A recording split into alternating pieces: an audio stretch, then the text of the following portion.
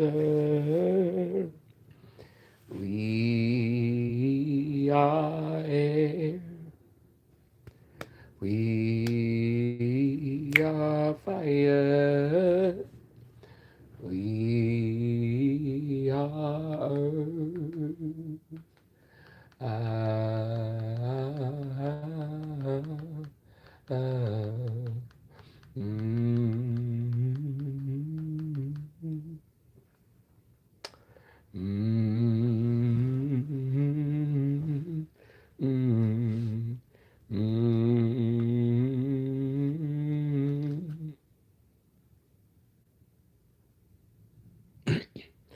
Oh, I've got skin, skin in the game. I don't do this for fame, but you'll remember my name. Oh, I've got skin, skin in the game.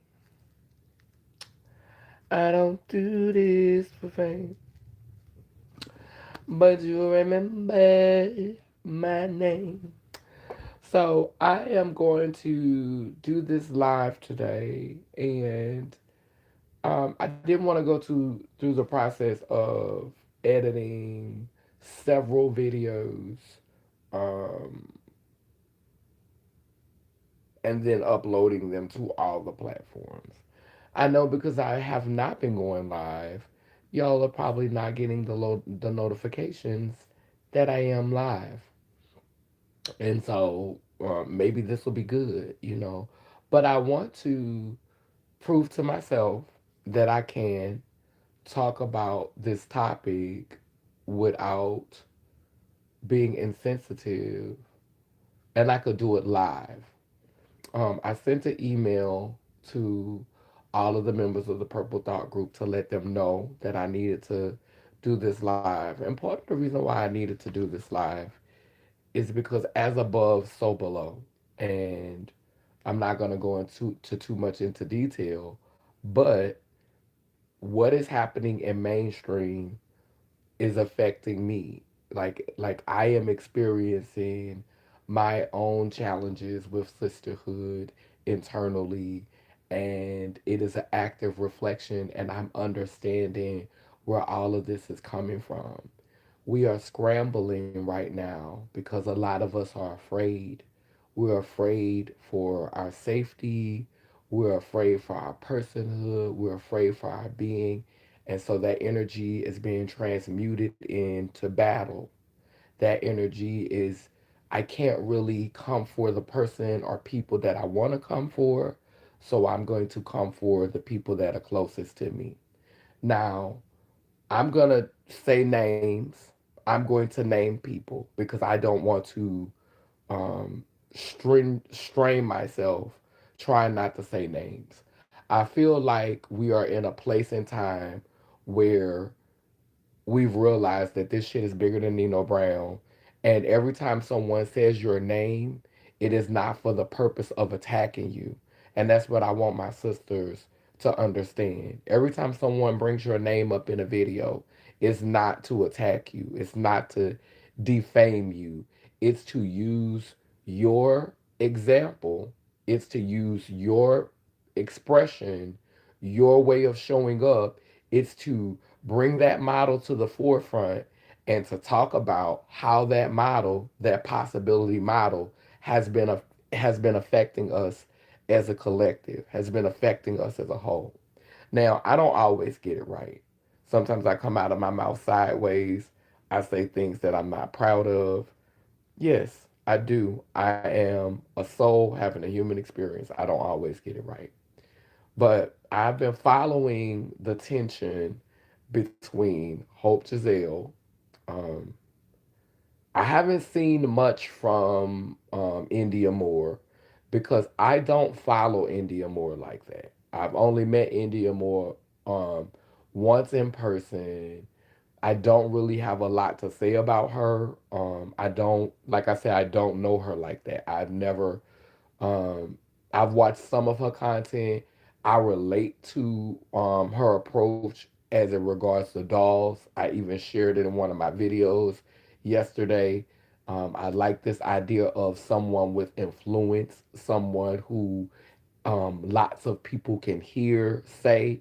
I love her rejecting the idea of being a doll. I love her rejecting dollhood because I do feel like dollhood is a problem for people who identify as trans, specifically people who identify as trans women of color. I feel like that dollification of our personhood is is dehumanizing. And I have my thoughts about dehumanization because I am tired of being seen as a human. Not to exalt myself above humans or to say that I'm better than human beings, but I am a soul. It's a soul in my body. A lot of y'all don't have souls. A lot of you are soulless. A lot of you are puppets, but I have a soul. And so I am beyond human. And if that is me glorifying myself or exalting myself, I'm not really messed up about being dehumanized as long as you understand that I am something, I am an ancestor wrapped in flesh. My God is God today. I am something I am something that the ancestors wrapped in flesh. My God is God today, and I'm having a human experience. So I'm more than human. So I'm not messed up about being dehumanized. I'm not messed up about you not seeing me as a human because I know that what I contribute to society, what I bring to the table, how I show up spiritually, how I create space, how I share space is something beautiful and magical and transcendent about that. And I'm beyond apologizing. I'm beyond feeling sorry. I'm beyond hiding my light. I'm beyond dimming my light. I am walking in the full power of who I am wherever that takes me. So I'm not really messed up about being dehumanized anymore. Okay? Y'all fight to be recognized as humans. I'm walking in the full power of who I am because we've tried to fit in and look where it's gotten us. We tried to fit in, we tried to blend in, and look at where it's gotten us. We had certain people at the forefront of the movement who was gung ho on trying to get us to fit in, to blend in, to assimilate, and look at where it's gotten us.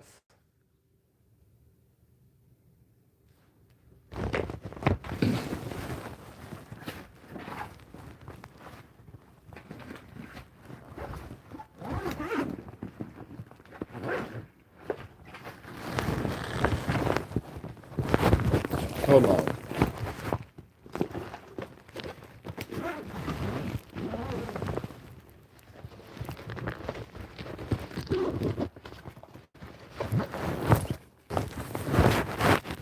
I got to go to my Bible. We tried to fit in. We tried to fit in, and look at where it's gotten us. Now I'm finna read from my Bible because I wrote a Bible. I wrote a Bible for me because there wasn't enough representation in that Bible. But I want to read this. And I wrote this in 2015. So this is 10 years old. So I've been saying this stuff. This is not something I just said. I wrote this 10 years ago. Fulfilling prophecy is prophecy in this book.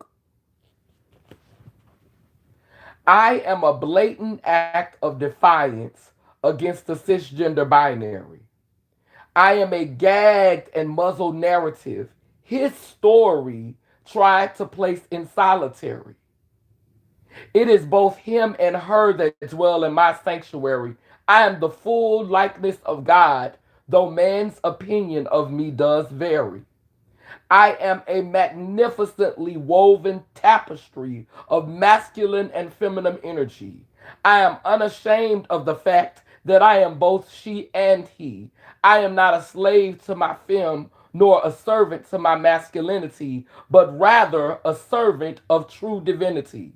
I won't be bound or binded by the binary, but instead I will use my gifts as a true visionary to see past the pain of today, doing as a star does, being light for others while helping to guide them along the way.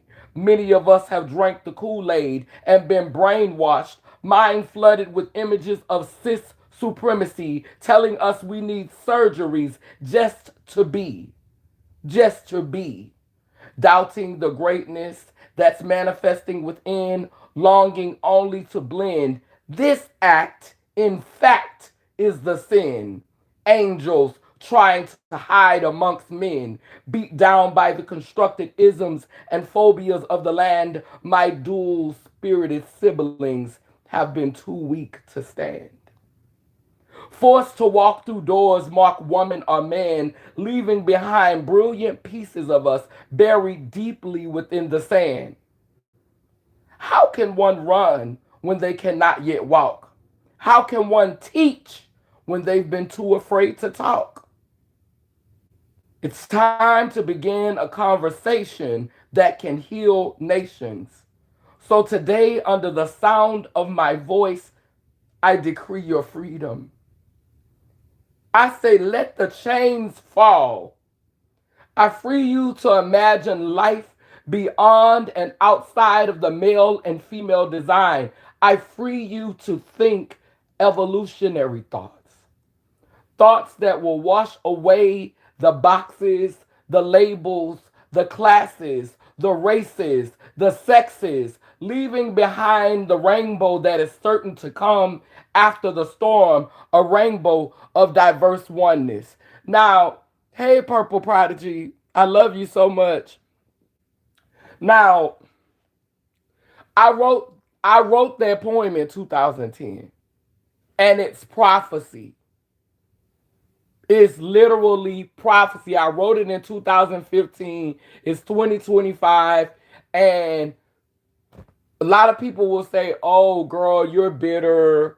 Oh, girl, I've heard, girl." So like when I was listening to Hope Giselle say that Diamond Styles was old and bitter, y'all know how I feel about Diamond Styles. I'm not fitting. This video is not for the intent of dragging Diamond. I said what I said about Diamond, and I'm moving on. But I noticed y'all like to throw around the word bitter, and y'all like to throw around the word old. I can't speak for Diamond, but I can say that I'm not bitter. Because if I wasn't bitter, I wouldn't still be open to love. I wouldn't still be having relationships. I wouldn't still be able to stay at other people's homes and live in other people's houses. Because, like, I live in other people's houses when I am traveling throughout the year. Sometimes I'm in my own space, but before I had my own space, I was staying with my sister, one of my sisters in community. I have community members, siblings who I stay with when I'm in New Orleans. When you're a bitter person, you can't be in community. You have to be by yourself. You can't be around other people. So the notion of me being old and bitter, I'm not old or bitter. I'm cautious. I'm mindful. I deal in logic. I love fantasy and fairy tale. Don't get me wrong. I'm a Gemini. I'm whole.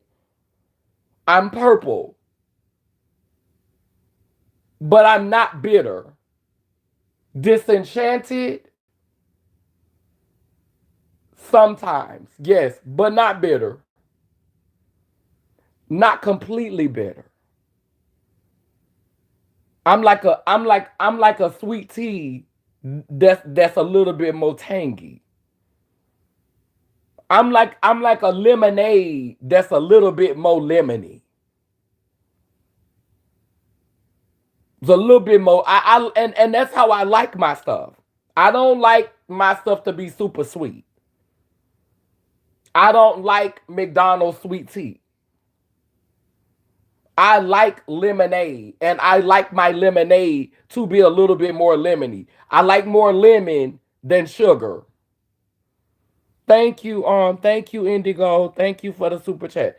I like more lemon than sugar. That's very much my brand. That's very much you're gonna get a little bit more you're gonna get a little bit more of the bitter. You're gonna get a little bit more of that taste from me. But you're not gonna get all bitter. But I'm not gonna always be the neighbor that's gonna have a cup of sugar for you. So I had to make this live today because I didn't want to do a 15-minute video. I didn't want to do a video that didn't allow me enough time to really, really just break down what I see happening. Um, I think that this is a vulnerable time right now, and this is not me being messy. This is just me playing the whole tape. Okay? So listen to what I'm saying, because I know some of y'all gonna be ready to go run and tell T.S. Madison I said this. But I can pull up the receipts of what T.S. Madison said every time it was an anti-trans conversation about her going on. I always had my hand raised. I could pull up the receipts of this lady saying this. But this lady has never acknowledged all the times that I supported her.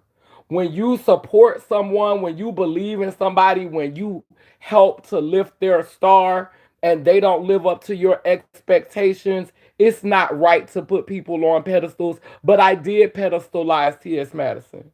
There was a moment where I was calling her, I was literally speaking it over her existence that she was going to be the next Oprah Winfrey. How would I not want you to be successful when I was literally, it's documented in my older videos, me calling this lady the next Oprah Winfrey, saying that this lady was going to be a mogul before she was a mogul.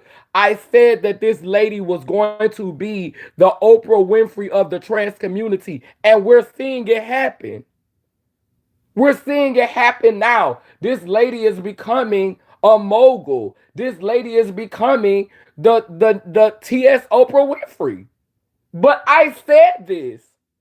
And so when I said it, because I didn't understand what billionaires were then, I still believed in Oprah Winfrey. Shit, I had just not too long ago voted for Obama. I still believed in black wealth and black capitalism. I still believed that that was something that was going to somehow save us. I was in a different mindset. And so when I finally started waking up to the fact that, hey, slavery wasn't all about white people messing over black people, slavery was literally about black people shaking hands with white people. Like they actually aligned, like it wasn't really a black versus white thing. It was a rich versus poor thing. It was a elitist thing. It was a capitalist thing. Like I started to come into this phase of awareness between 2014 to now. But 2012, 2013, I literally thought, oh, it's white people that are doing this. It's not black people. And black leadership and black billionaires and black capitalists, they could save us. Like they're gonna look out for us. They're gonna open doors for us. But I didn't realize that when you go through the process of being inducted into those spaces and acclimated into those spaces and assimilating into those spaces, your thought process becomes like theirs. You become one of them. When he said not like us, bitch, he not like us no more. When you get to a certain standard, it's not about what did what you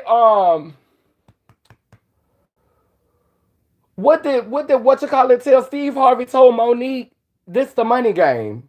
This ain't about black and white. This ain't about no racism. This the money game. We not on that level no more. We talking about money. And when you get a certain level of capitalism, It doesn't matter what your skin look like. You could keep letting them paint that picture.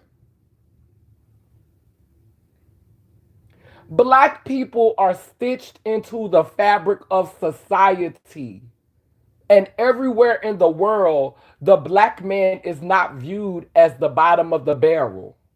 Black people are not viewed as the bottom of the barrel around the world. We are 15% of the population, 15 to 13% of the population in America, not the world.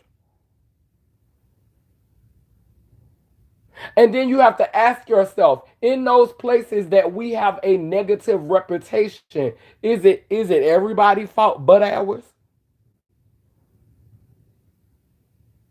Is our ancestors going to take any accountability for the role that we have played in any of this? So we was just somewhere getting kidnapped. We was just somewhere getting thrown on boats. We were just somewhere being made prisoner of wars. We was minding our business, and invaders and colonialists just came in and wore us out. There was no seeds that we had sown. There was no errors that we had made. We didn't do anything wrong. We never made any mistakes. We don't never do anything. Black people don't never do anything wrong. We always get it right, huh?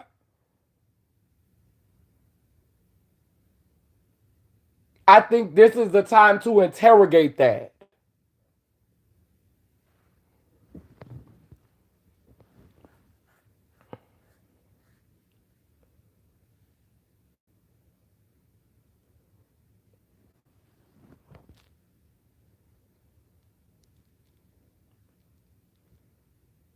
Right. Like, and that's the thing. Like when she said that I always had my hand raised for anti T.S. Madison, no, I did not. Like literally before she went and she performed at that club that everybody was talking about her own, before she started doing the wow, and before she started saying certain things, because T.S. Madison was contributing to the culture that was keeping black people divided.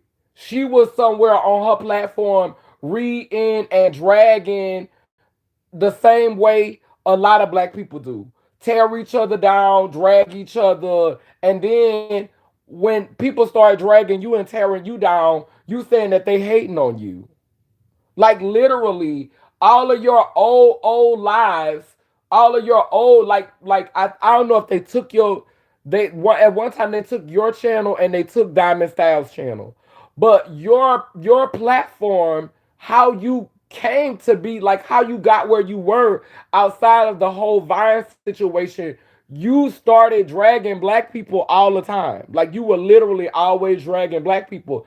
And so that's why I was so surprised that when people started critiquing you and when people had less than positive things to say about you, that you were pressed at all about it. Like that you even felt like you had to respond. Because a person like me, if people was to start wearing me out and I know that that's my brand wearing people out, I'm gonna go ahead and take my lick. Like I'm not gonna sit online and try to play the victim. When that boy, when I was on Bourbon Street, so one time I was on Bourbon Street and we was trying to get in this club called the Famous Door on Bourbon Street. This happened in 2019, right before I got ready to go to Africa.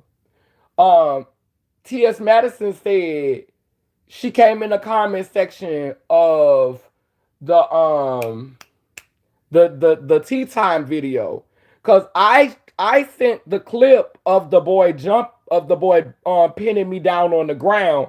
I sent the clip to tea time because I wanted tea time to expose what happened to me at the club. So T.S. Madison saw it, and if you ask me, I honestly believe that she kind of relished in seeing me being abused. And to not make herself look like the villainous person that she really resonate with, she came in the comment section and she said, well, I would have helped, I would have spoke out, I would have said something had she not always had my name in her mouth. So if that's not an abuse of power, I don't know what to tell you. Cause T.S. Madison, let me tell you this: if the shoe was on the other foot and somebody had treated you like that, I don't give a fuck what I had said out of my mouth about you. The only thing that would have been in my mind is it could be me. It could have been me. It could have been somebody close to me. And so, on the strength of that, I would have still said, hey, I may not mess with this girl, but this is what's going on in New Orleans, and I don't fuck with it. I would have named the club and I would have said, this is some wild ass shit. But you showed who you were.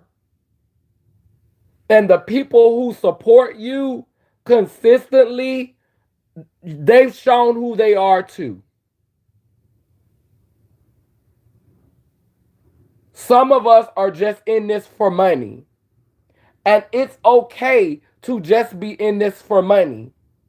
But don't pretend that you value community. Don't pretend that you value sisterhood. If you in it for a bag, be in it for a bag and say that. But don't pretend that you a sister or don't pretend that you about community so that you'll always have that to fall back on when this capitalism shit backfire on you like it's done for so many black people. Because at the end of the day, your wealth is not going to save you. Your wealth is not going to save you. When the system is done with you, when the system no longer sees a need for you, they're going to discard you just like they've discarded every other Negro. Your wealth is not going to save you. When it's all said and done, the choices that I make in my life, I try to live my life in a way to whereas however the cookie crumbles, however this shit play out, it's well with my soul.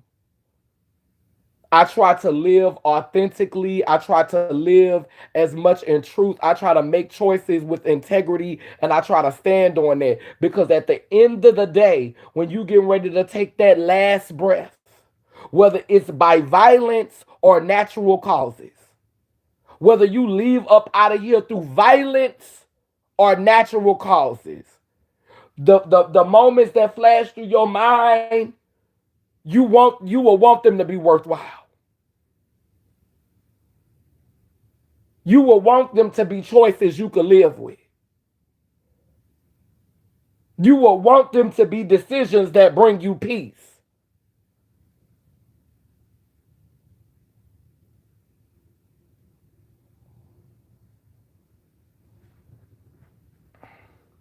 Now, in the matter of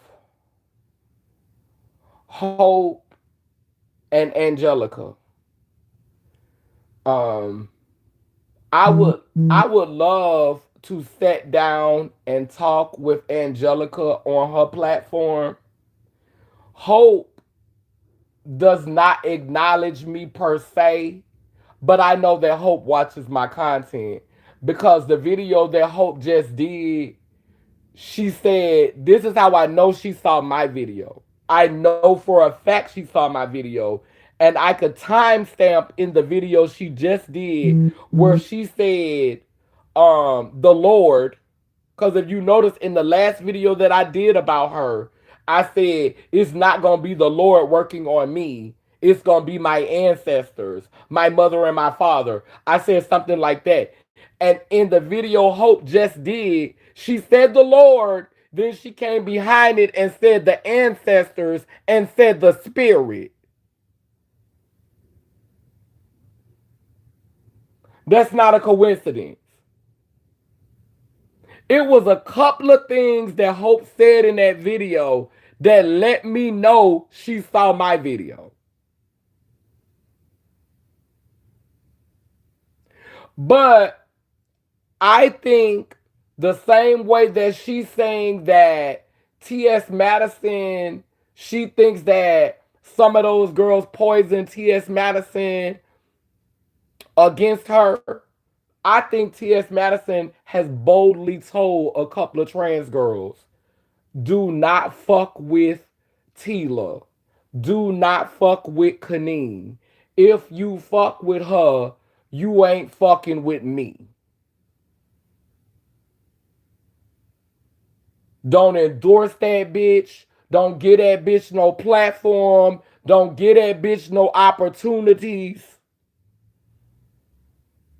I very well believe it because that bitch right now, what I see happening between Hope is I feel like Hope is choosing T.S. Madison over the rest of the girls.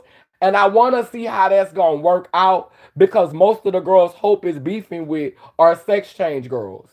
India Moore is a sex change. Angelica Ross is a sex change. Raquel is a sex change. So you done told three sex changes, fuck you, to show your loyalty to T.S. Madison.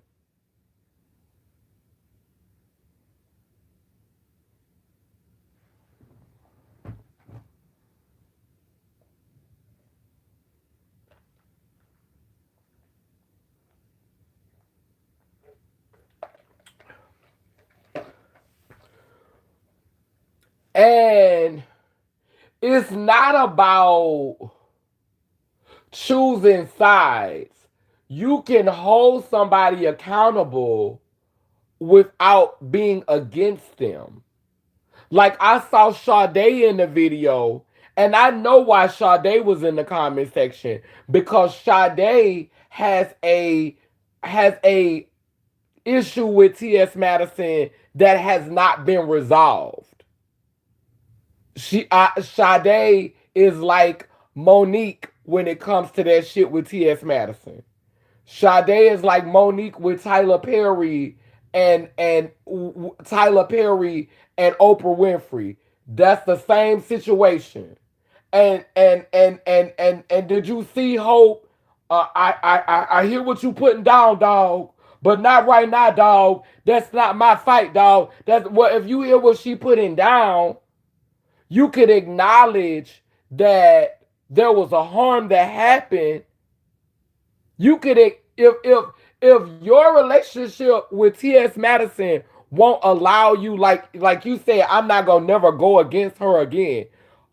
Holding her feet to the fire, holding her feet to the fire, and having questions for her is not going against her. And see, that's the manipulation of extremely narcissistic people. That whenever you challenge them, you're going against them. No, sweetheart, I'm adding a different perspective. I'm playing the whole tape. Like, that's extremely narcissistic to say that if someone doesn't agree with you and they publicly state that they disagree with you and they publicly ask for accountability that they're going against you, that's narcissism. That's extreme narcissism. Y'all can't talk about Donald Trump or MAGA because y'all operate just like MAGA. That's a MAGA mentality. We are right. We're standing 10 toes down. And we are prepared to be violent. We are right. No one else is right. We don't have to hear you. We all on the same side. You don't get to talk. You don't get to speak against me. And if you do, I might pop you when I see you. That's MAGA. But you were crying when Kamala did not get elected, but you are sitting on the live. And just because you say black all the time, because I'm not going to lie, I really do love and appreciate Hope. She has a light about her. She's intelligent. She's beautiful. She's funny. She have a. That's why I can't stay mad at her. But at the same time, a lot of her rhetoric and her ideology is very much giving me MAGA. MAGA in blackface.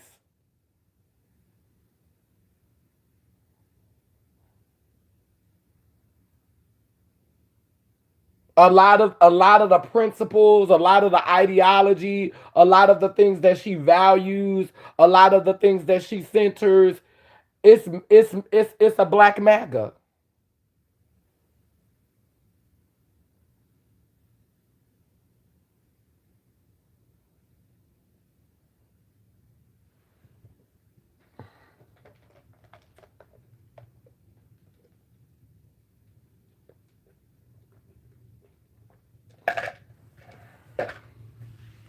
A lot of these girls is TS MAGA.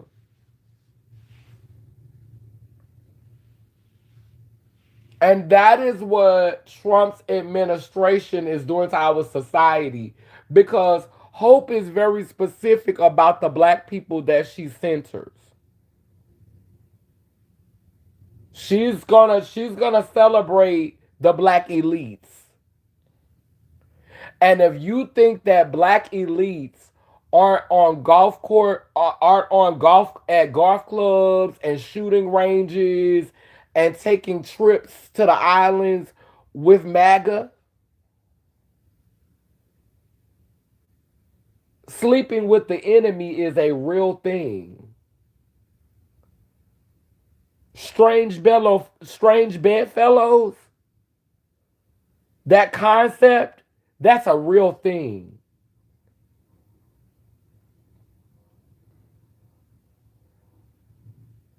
Sleeping with the enemy. That's why I was so gagged that it became a big old snowstorm when Laverne was dating a MAGA person because I'm like,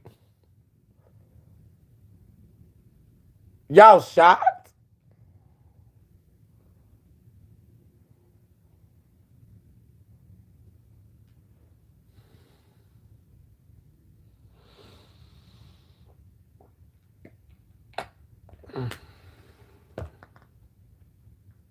But I would love to sit down and talk with Angelica. And I think some of this is going on because they do want, like, the girls don't dislike Hope. Like the girls ain't jealous of Hope and don't dislike Hope. That's Hope Leo energy. But the girls, I do believe it's a mean girl. I do believe it's a mean girl clique. And I think that certain girls are just shady. Certain girls are just shady. No tea, no shade. They just shady. I like Raquel, but Raquel can be shady.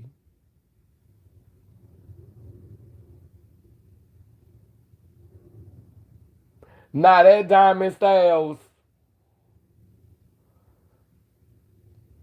I'm a go through this story because I feel like with the conversation of colorism, I feel like I need to get this out. So when I went to B Tag for the last time in 20, I think it was 2019. When I went to B Tag, me and Diamond still had a decent relationship at the time. And what got me was she accused Hope of stealing too, so now Hope is stealing. I stole your jacket. She loved calling the dark skinned girls thieves, baby. The dark skinned girls stay stealing from the light skinned girls, huh? So Hope black ass stealing from India, and my black ass stole a jacket from you. I don't even remember. But these black nigga dark skinned nigger bitches stay stealing, huh? Child, I ain't gonna lie, I was a little bit triggered by that one. I'm like, girl, it's the stealing narrative again, girl. Girl, but anyway, I go to B Tag in 2019, and when I get there, I was ready to step away because y'all know my pronouns are they and she. So, I don't get mad when people call me she, but I really, really started trying to gravitate more to they, them. So, when I went to B Tag in 2019, I really, really wanted to be in the non binary space. I came there with a we didn't travel there together, but we were supposed to perform together on the show there, and we had just spent time together. I traveled to Canada twice to perform with him in Montreal, and and I mean, I enjoyed it. Like I mean, like I literally enjoy going to Canada with this person, and we was cool. And I had saw some such stuff, but I wasn't paying it any attention because I was like, oh, okay, I'm just minding my business and focusing on the art. But he hadn't already been with one dark skinned girl before, and there was a rumor. Now, mind you, he's like he say he black, but he's white passing. So, there's a whole bunch of intricate, not you're white passing, you also can pass for a man, but you identify as non-binary. So you can pass as a man and you can pass as white.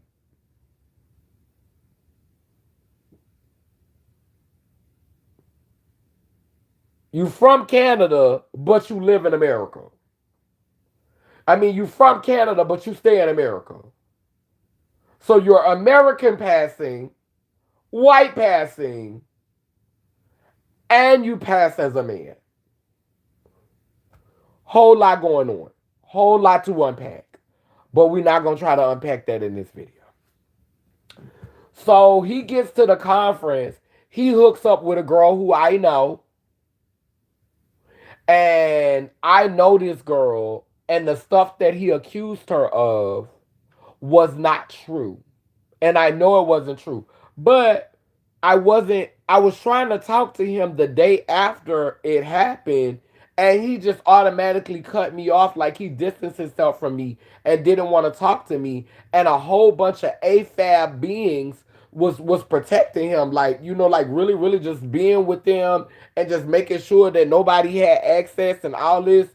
And so it was just weird. It was weird that you act funny with me, like you couldn't even explain to me that, hey, it's nothing that you did wrong. This is just, I just felt like the whole thing was kind of like it was just a big old weird ass performance.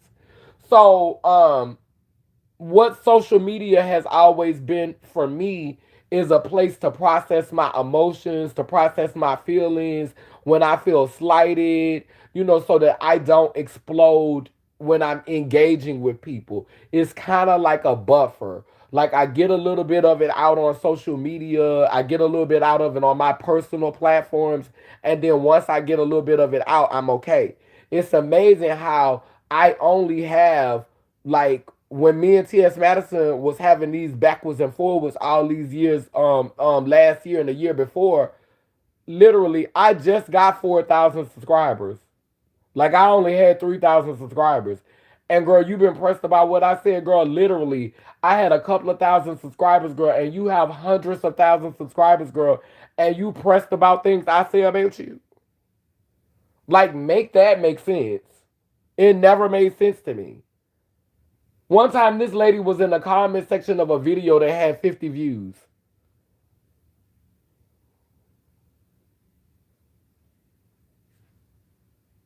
Like, girl, make that make sense. So my voice must carry some weight. It must have some power for you to be threatened by some things that I'm saying with such a small platform. And that goes back to at that event.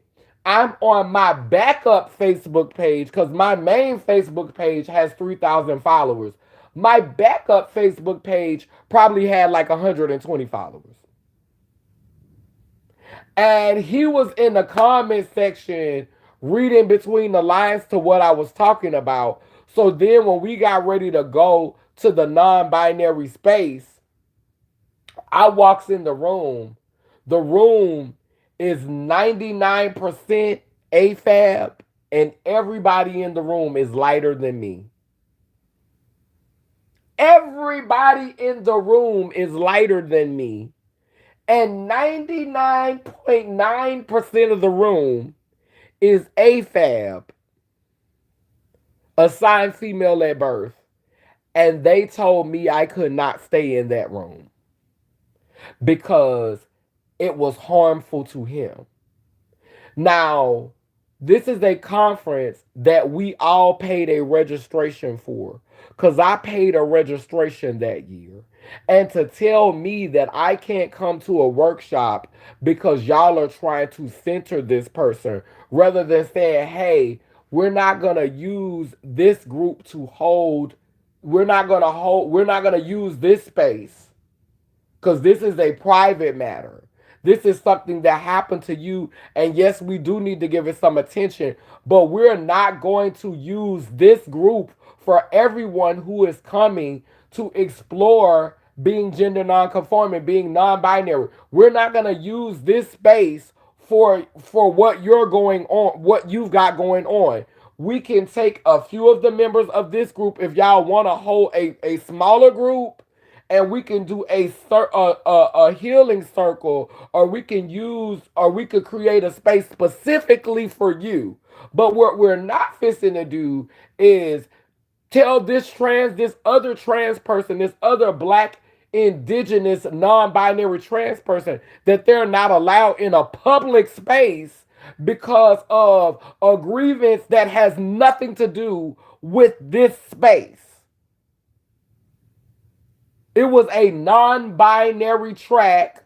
It was not a counseling for being SA'd. It was not counseling survivors of rape. That was not the title of the track. The track was for non-binary people, and B Tag used that as an opportunity to represent a person who was a alleged great survivor. That person, they should have took a couple of members and they should have went and had a private session for that person rather than that person using the whole group, using that whole space with all of the people that was in that room.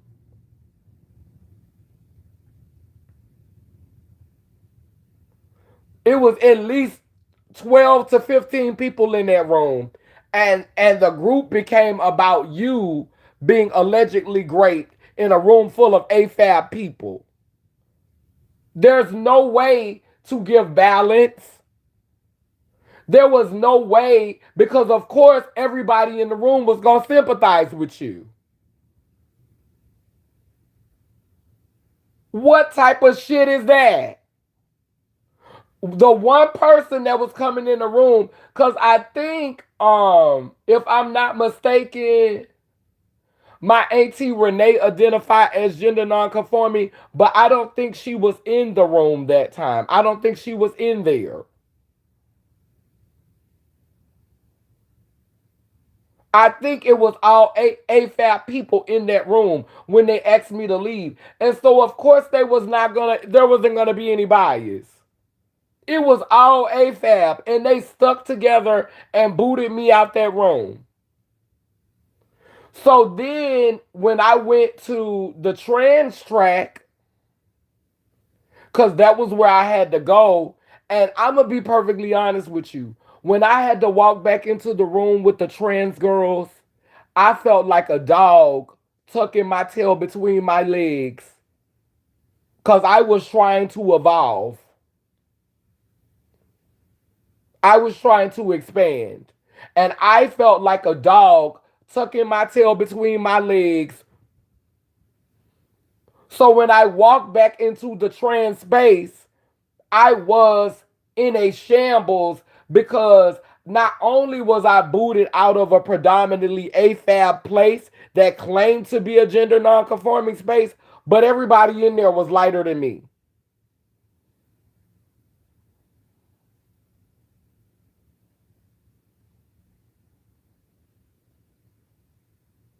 Then when I walked into the room, Diamond was facilitating a workshop and it was packed. There was a lot of girls in there. And I started crying because I was devastated, and Diamond didn't really have any sympathy. Diamond was more concerned about how I was able to shift attention from her. She wasn't concerned about my feelings.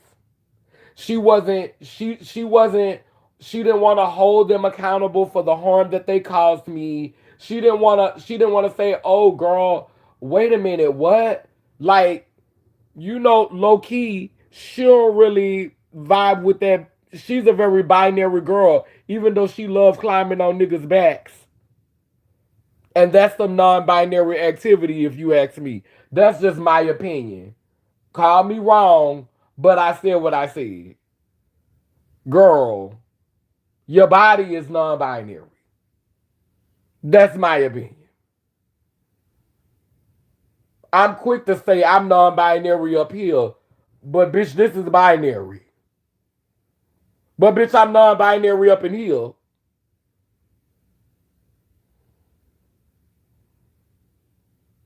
But this is binary. Now, girl, you non-binary, you binary up here, but you ain't binary when it come to.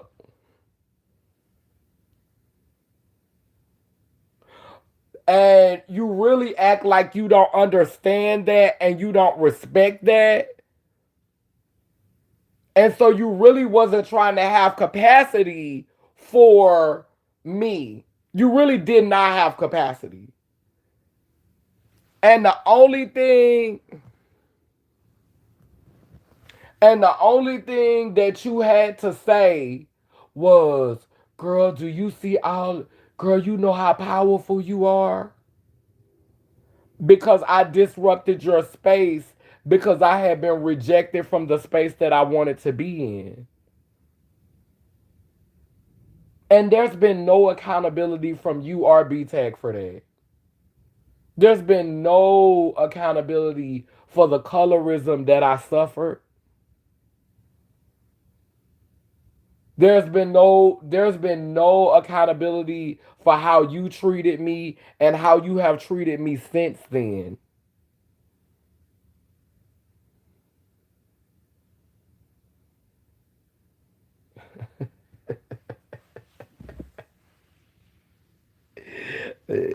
Purple Prodigy. Purple Prodigy. She not binary until them draws drop and shit. Until they arch their back. Now go ahead now, Purple Prodigy. We gonna be good on the live today. Mmm. Threatened and intimidated. Colorism is real. These light skinned MFs use that harmful word way too loosely. Your energy is authentic. Accountability. Thank you. hmm She's pressed because you hit directly home for her, and your energy makes them feel guilty that they're doing things that they know they have no business doing. Mm. I still have love for Hope. I just want her to do better and be fully transparent with herself and stop half assing, right? Stop defending toxic mozzarella peen. Yeah, I mean, I love, her love for her husband. And I think that's how you keep a man. There definitely has to be some praise and worship going. If you want to keep a man, because men, no matter how much they accomplish, a lot of them, those who identify with the construct of manhood, their ego is many times more fragile than beings who are female gender dominant or female expression dominant. So beings who align with patriarchy and see themselves as men, you do have to have a willingness to you do have to have a willingness to to praise them, to be like, that's my man and I love him and he my king. You do have to kind of give it up for them like that. They do need that. You rarely gonna get a man that's not gonna want you to give him his praise and worship. That's just that just goes with living in a patriarchal society, and I'm not totally against giving a man his praise and worship, but boo, I need mine. We gonna have to praise and worship each other. I'm not just gonna be around here singing your praises, baby. You have to be around here singing my praises. And it's not enough to give me material things. It's not enough to support me financially. Baby, I need you to show up. I need you to have time to show up. And I need you to articulate that, not just with your pockets, but with your words. Not just off camera, but publicly. And I'm not saying he doesn't do that. I'm not saying that that's not who he is. I'm not saying that. I don't know that. I do believe he loves her. I believe he loves her a lot. I believe that they're very happy together. And I believe that the reason why being able to sustain that relationship with him is because she gonna sing his praises. But I really honestly want to see how this plays out. Like I'm just gonna sit back, like as far as it goes, her falling out with India Moore, Angelica Ross, Raquel Willis, like her falling out with all of them girls, and then like doubling down on her loyalty to T.S. Madison, doubling down on I'm a ride for T.S. Madison. I want to see what that's gonna look like in a couple of years.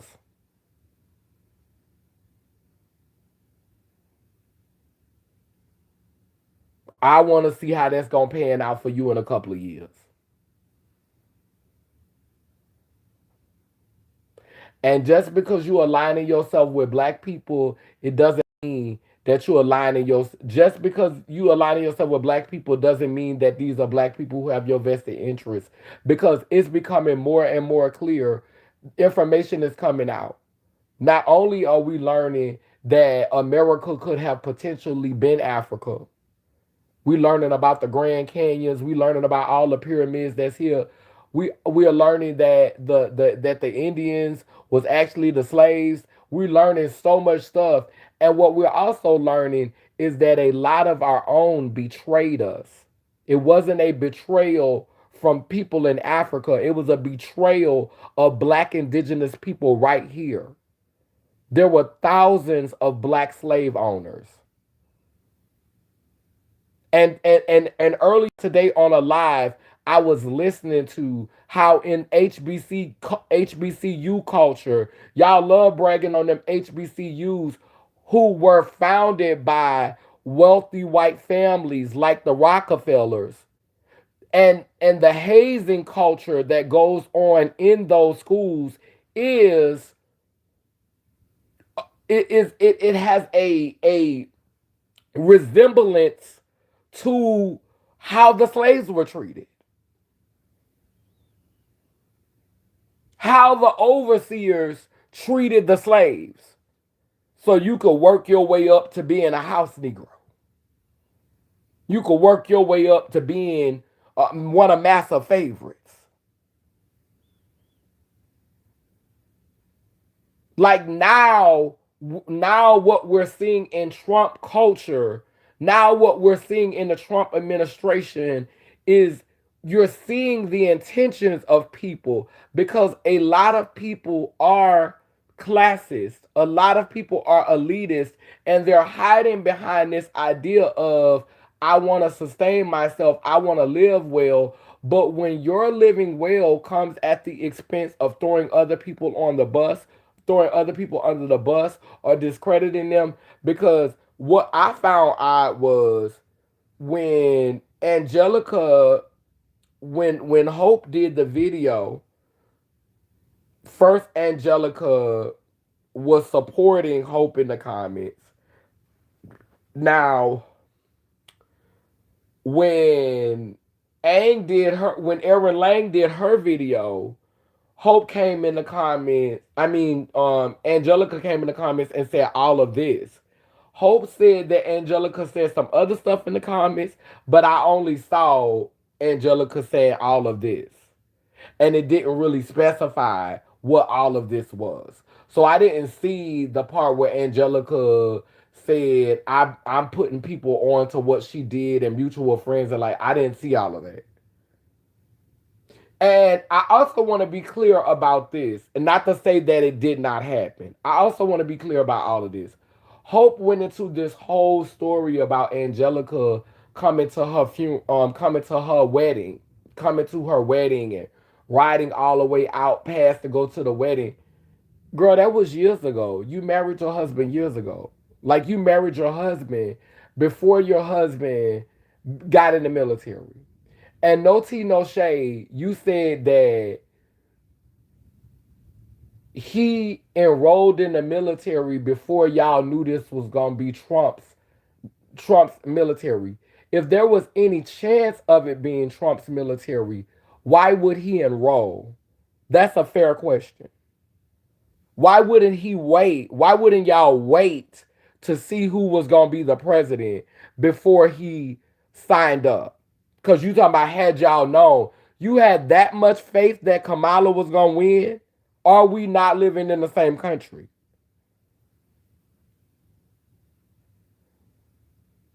You had that much faith that Kamala was gonna win. That your husband signed up to be a part of the military before. Wow, that's wild. Now I don't have no problem with y'all getting y'all money, because we know that's what it's about. You know, I'm sure you didn't need the checks. I believe that. But it's definitely about making more money. Because to go and serve a country that is committed to the war against Palestine, to go and serve a country that has its hands in all of the violent stuff that's happening around the world, to go and serve a country and to use the guise that I'm black as some type of cloak to protect you, as if black people haven't been complicit in a lot of things that this country has done, as if black people have not been a part of it from the rooter to the tutor, as if when the karmic debt comes back, a lot of black people not gonna have to go ahead and stand there and pay their toll too. As the act as if black people are completely absolved of the karmic debt because we black is insane.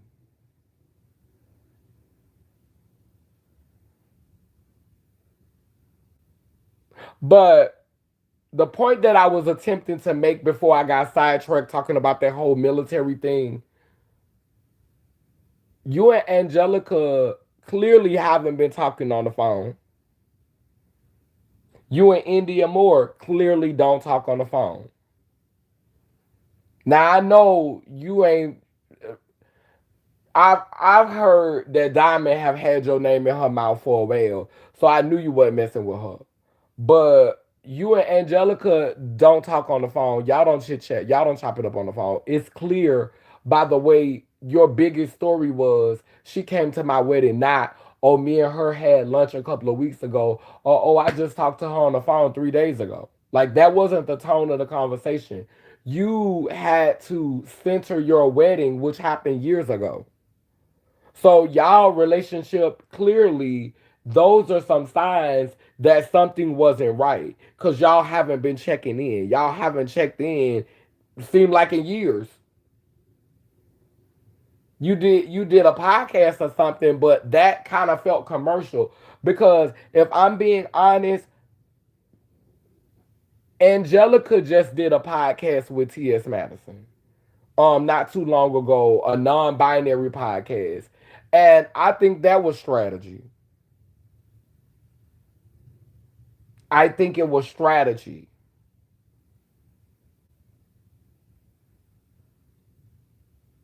Cause I don't see them aligning. I don't see their politics aligning.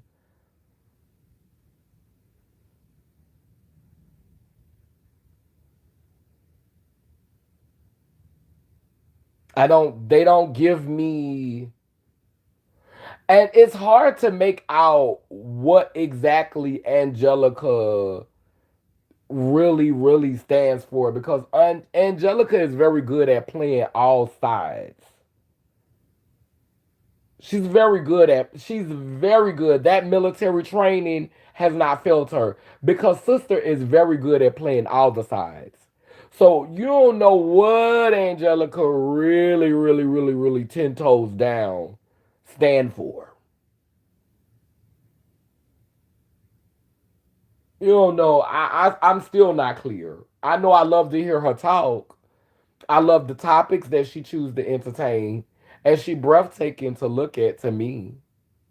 She's super talented, super creative, gorgeous, always gorgeous to me. Well spoken, attractive. I live for Angelica. But you don't always know what you're living for.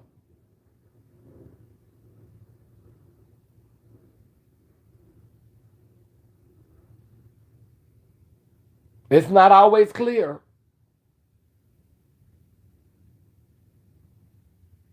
Because Angelica will give you very much that.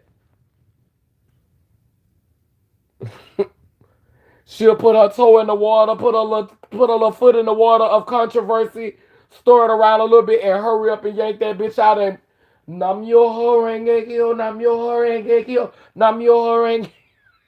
Bitch.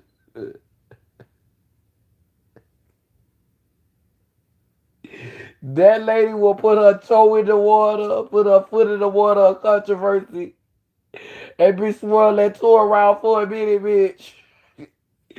Then that bitch say, Nam yo horenge kyo, nam yo horenge kyo, bitch. Nam yo horenge kyo. Then that bitch gonna come out with a song. Bitch gonna come out with a music video, bitch. That bitch gonna move on to something else, bitch. You don't know what to TV with her, girl. I be like, okay, girl. All right, sister. And then Hope, girl, she love calling somebody a mini me, girl, and saying the girls is copying her. But girl, you over here looking like a dark skinned Beyonce. You took damn near your whole aesthetic from Beyonce. Girl, you look like a dark skinned Beyonce. Like you literally look like a dark skinned Beyonce. And you talk like parking lot pimping. You talk like the girl from parking lot pimping, girl. Until you get mad. It gives very much a chocolate Beyonce and a parking lot pimping. If if if Beyonce was dark skinned and talked like parking lot pimping, it would be Hope Giselle.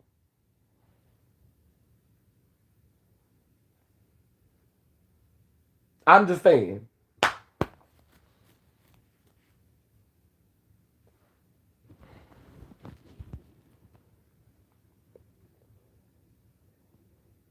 Diamond still in flame wigs. Girl, y'all go girl.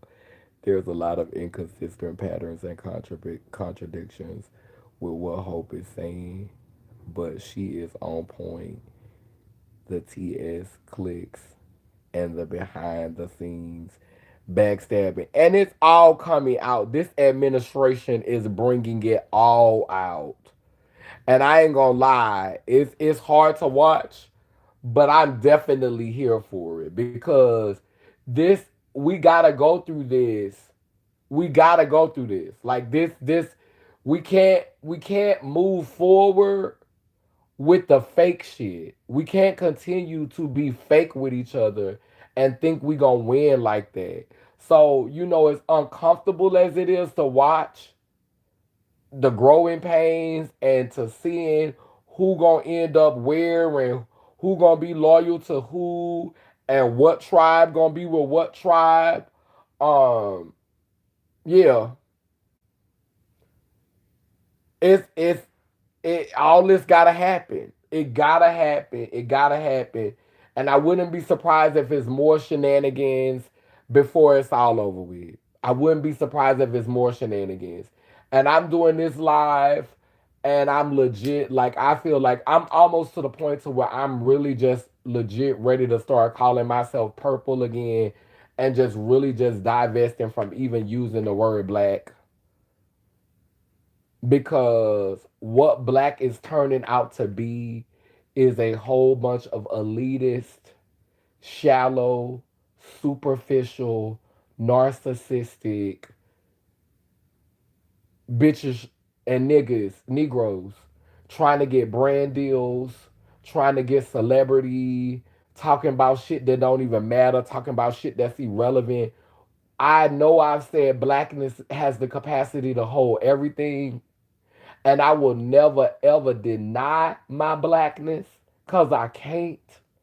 I will never deny my blackness, but I really do honestly feel like in order to keep my sanity and to focus on manifesting the reality that I want to manifest and the things that I want to center, I am feeling more and more every day like decentering my whole relationship to blackness.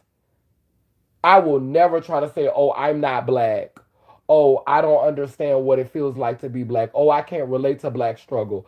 But as a effort to evolve, as an effort to begin to visualize the world that I want for myself and the reality that I want for myself, you cannot put new wine into old wineskins.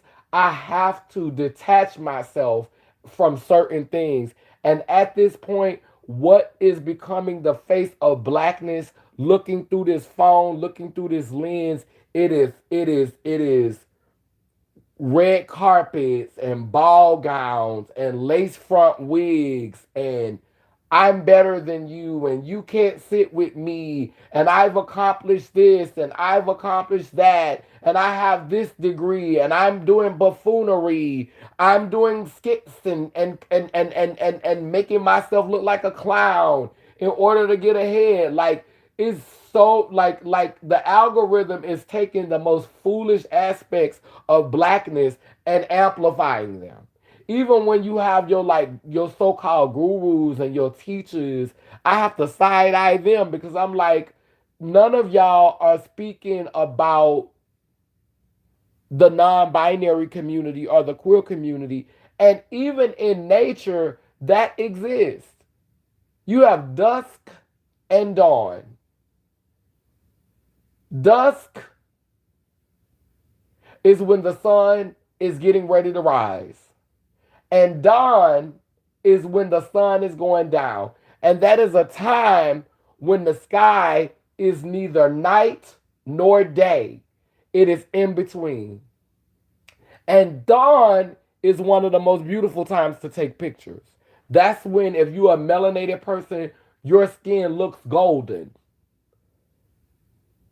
Trans people, non binary people, we are the dusk and dawn of humanity.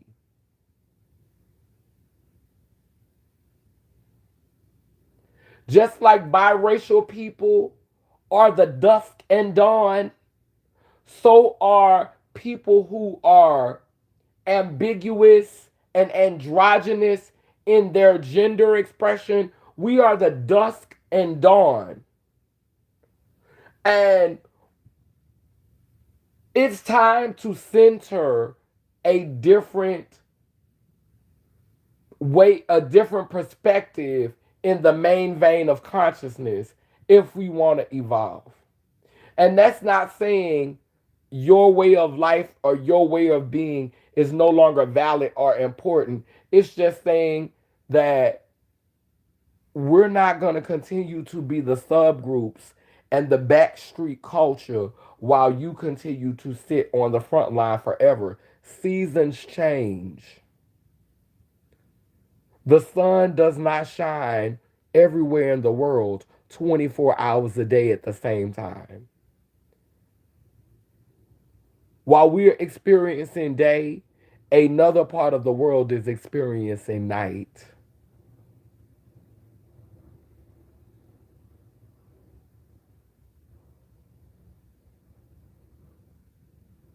Everybody don't get to be centered at the same time all the time.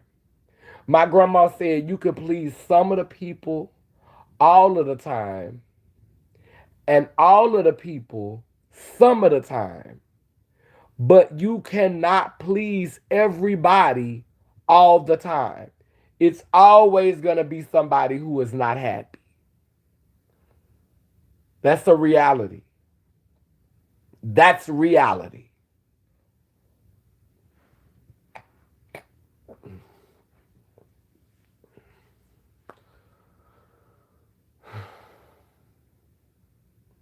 But I'm not going to say I'm divesting from this conversation because I still haven't seen Angelica's response.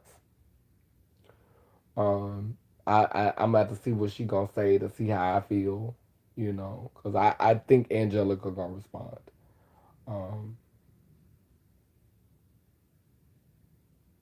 I really, really have mixed emotions about this conflict. I understand it though. I understand it. I'm not gonna pretend I don't understand it. I understand the conflict. What Erica Badu said.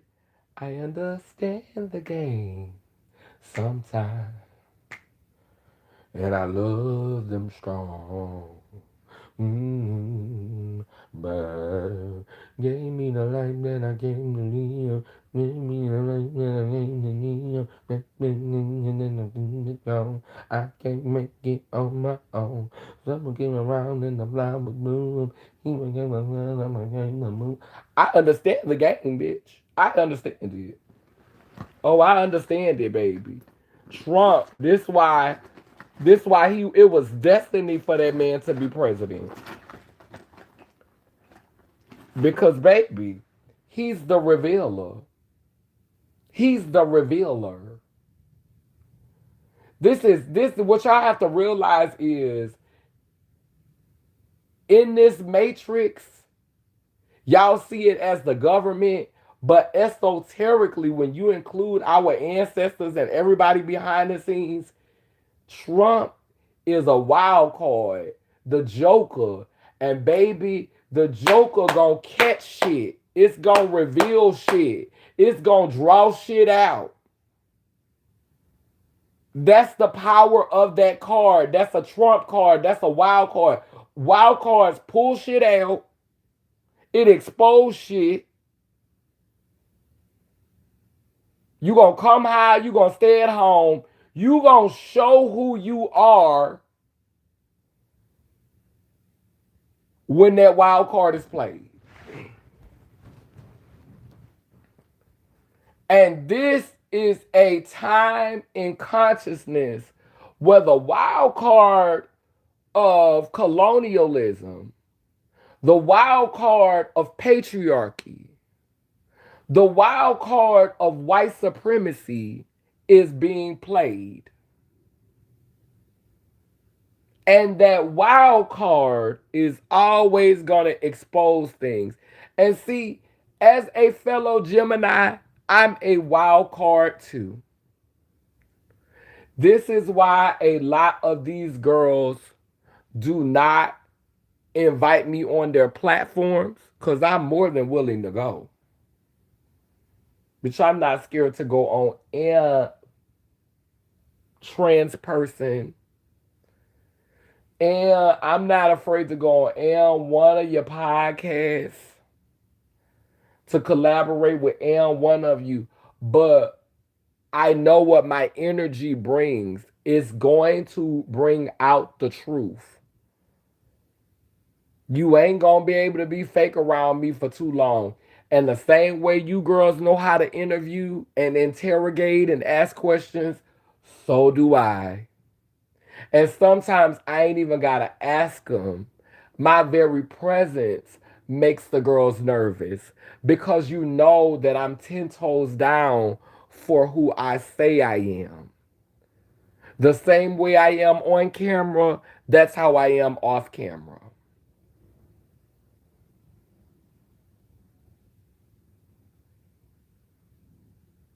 And I'm not a bad sport.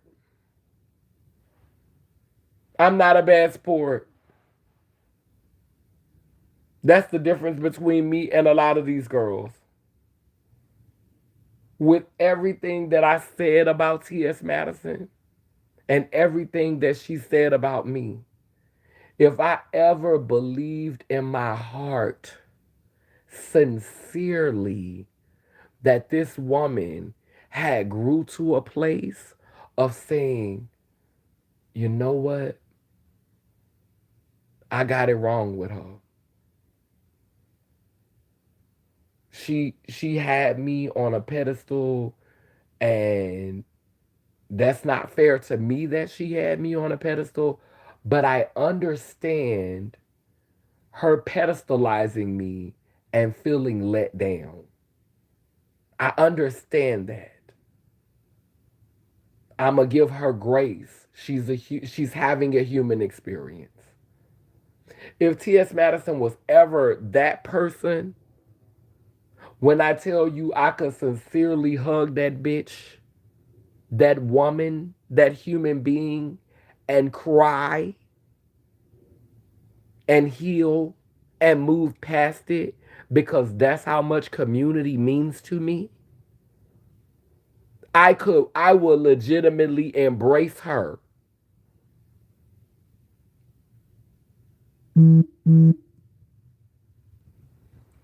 But we know that's not who she is. We know that's not in her heart.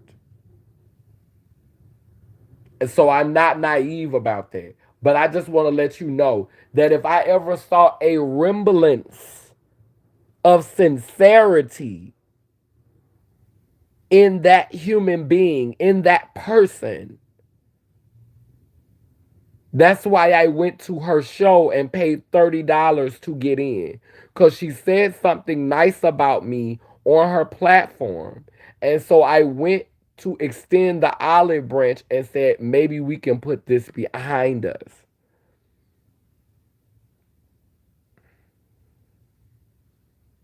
Then she got mad at me because I gave a critique about her bragging about being responsible for everything in the trans community.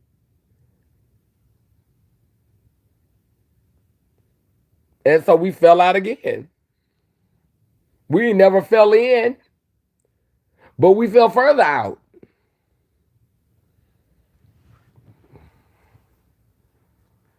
So, but I am, I believe in community. I have faith in community.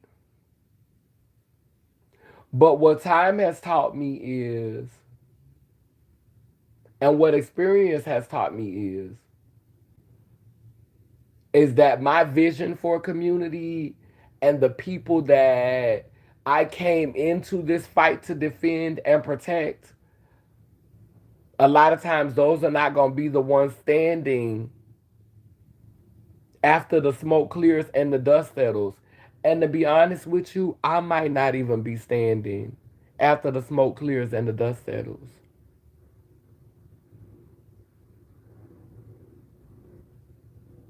But it's well with my soul because I've tried to live every day authentically. I've tried to live in my truth. I, I've I've spoken up for those who had less than me. I have done my best to try to feed those who needed food. I've done my best to try to give shelter to those who did not have shelter, to speak up for the voiceless, to go and see about the sick and the suffering. I've done my best. And so when it's time for me to punch that clock with the ancestors, baby, I'm not going to be kicking and screaming and I'm scared and I don't want to go. I'm just going to be like, make it quick.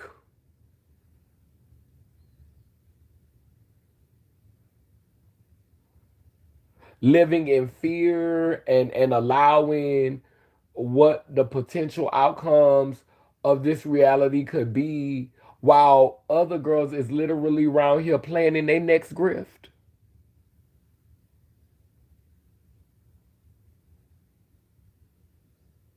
Other girls is literally planning how they gonna get their next come up in the middle of all this, everything that we got going on financially. It's girls out here still figuring out how they could hustle the system. Girls still ain't trying to legitimately come together. Girls ain't realizing that community is like collective power, and they still trying, like so many in our community are still trying to align themselves with some form of oppressor. Y'all don't want liberation. Y'all don't want to be free. Y'all don't want a society that's inclusive to people who have traditionally been marginalized.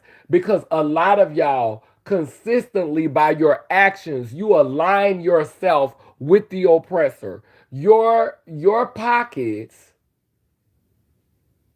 are more valuable than your integrity.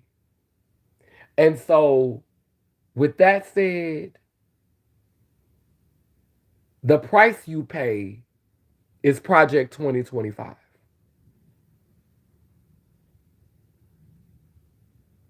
The price you pay is the Trump administration. In the words of our ancestor, Marsha P. Johnson, the price you pay is high. Enjoy your red carpets. Enjoy your Louis Vuittons. Enjoy your $700 Michelin 5-star meals.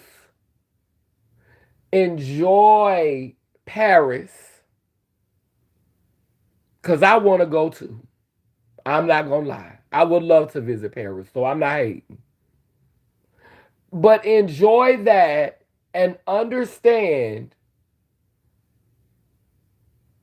that until we are ready to make major sacrifices, when you start talking about free Palestine, when you start talking about this trans person got killed, this trans person got murdered, this trans person got unalive, when you start talking about Black Lives Matter, meanwhile, you want to enjoy all of the fruits of the oppressor. You want to enjoy all the fruits and the spoils of this colonial capitalist society.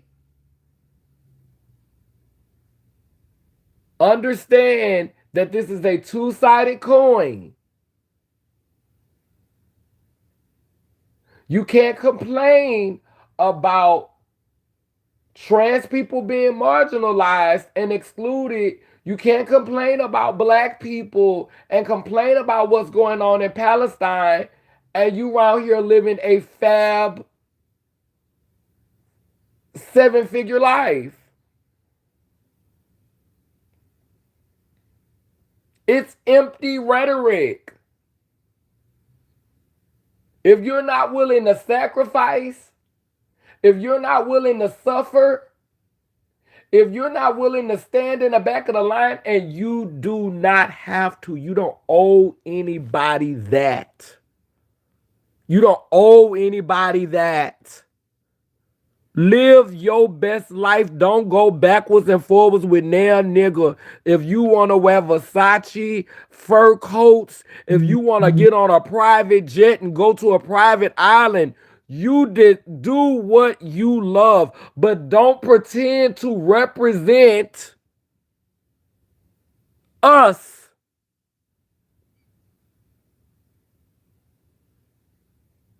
Cause you don't.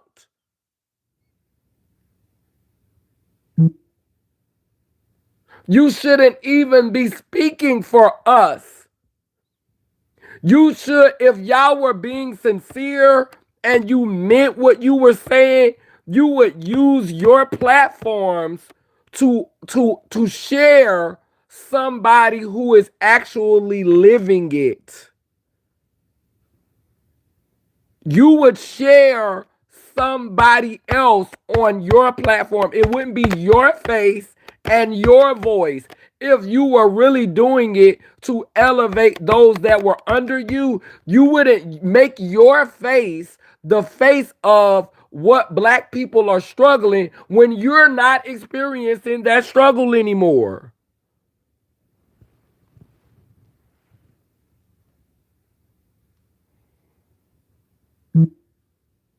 You should always be sharing people who are legitimately still navigating that. You should be seeking out interviews and seeking out stories and seeking out the voices of people who are still real time living the experiences that you're speaking to, and then sharing their stories. And then, if you wanted to unpack and say how you felt about it and how it moved you, and talk about the way that you're going to be sewing into this or the way that you're going to be helping this. But y'all need to stop being the face for black people who are out here still struggling, and black people who are still in the grips of struggle, black people who are in the grips of addiction, black people who are in the grips of living from pillar to pole and being unhoused and trying to maintain their mental health and their struggles. You shouldn't be representing them. You should not be speaking for them. You should be using your platforms to share their stories and allowing them to tell their stories for themselves if you're not willing to live through it. That way you could still be going to eat your 5-star meals. You be wearing your Louis Vuittons, and you could still say you sincerely done your part. But when you eat good off of somebody else struggling, that's where we get the term grifter and ambulance chaser. And hope you're not the only one.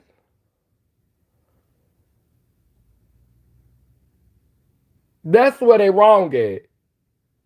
You're not the only one. It's a lot of girls in our community who are eating off of the less fortunate and then have the audacity to want to look down on those girls. Then have the audacity to be talking about you bitches. Hope you eat off of you bitches. Yeah, you galvanized. Yeah, you've done the work. Yeah, you've led the charge.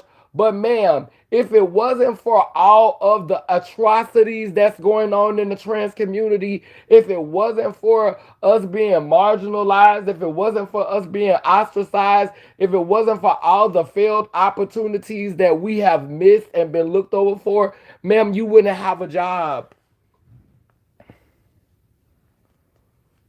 You wouldn't have a reason to have a platform.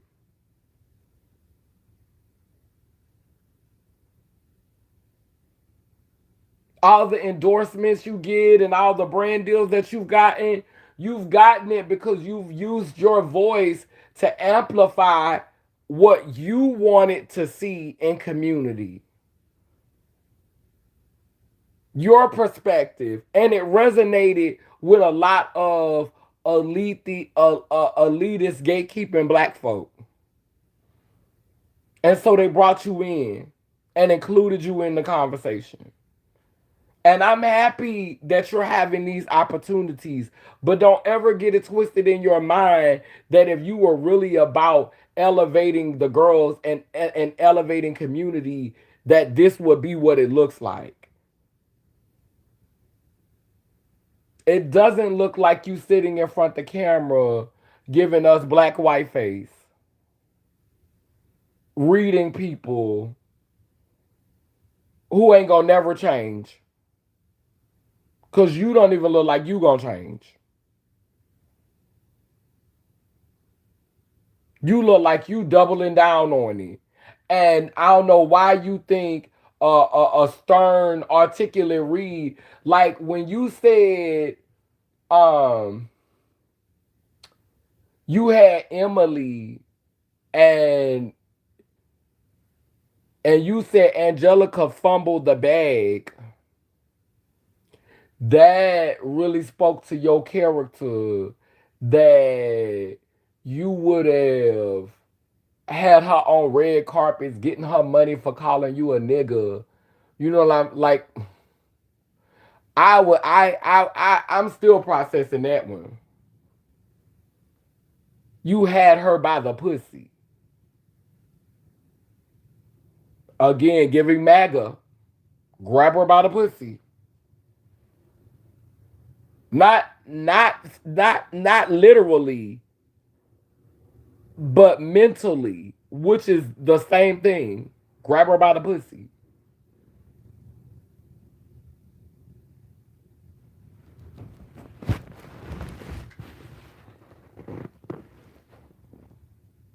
She admitted to calling you a nigga, so you finna exploit her.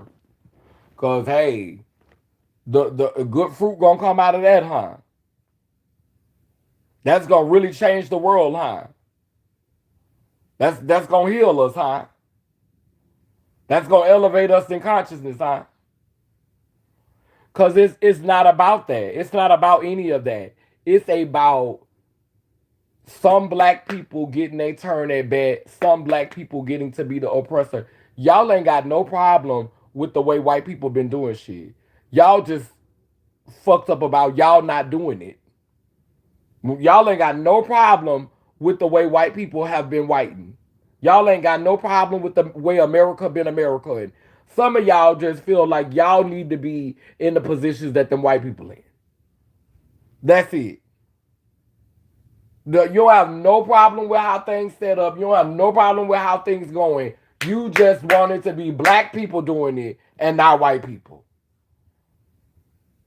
And that needs to be interrogated.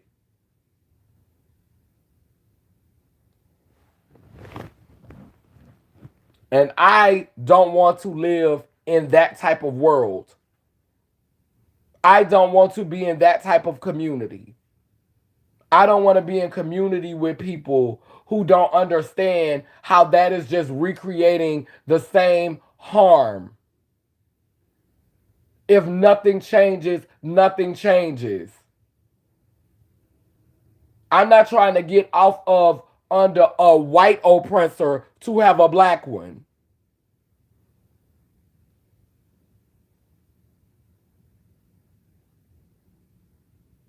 And it's so funny. One time I was in the doctor's office and we was talking about slavery.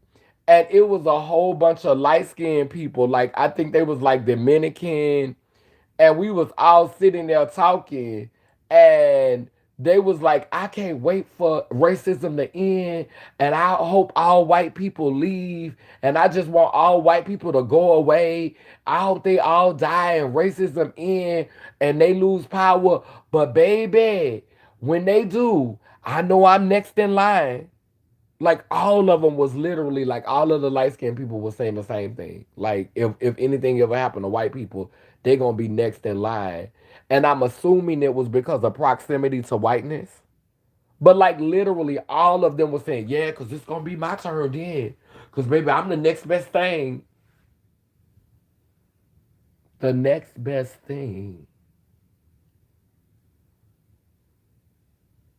And you know it's internalized because a lot of black people be like, when the baby got curly hair, and when the baby got like that curly hair, they be like, yeah, because they got a good grade of hair. I'm like, a good grade of hair. Why is it a good grade of hair? So this is a bad grade of hair. So this is a bad grade. So I got a bad grade of hair. Baby, my hair is not curly, so I have a bad grade of hair. My hair's a bad grade.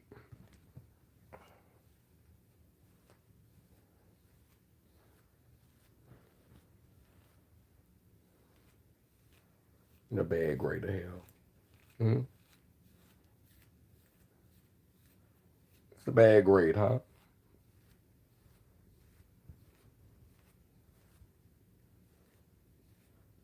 A bad grade. This a bad grade to have. It's just so much internalized. So much internalized. Ugh. I'm just almost to the point to where I'm just like, oh, just can we start over, please?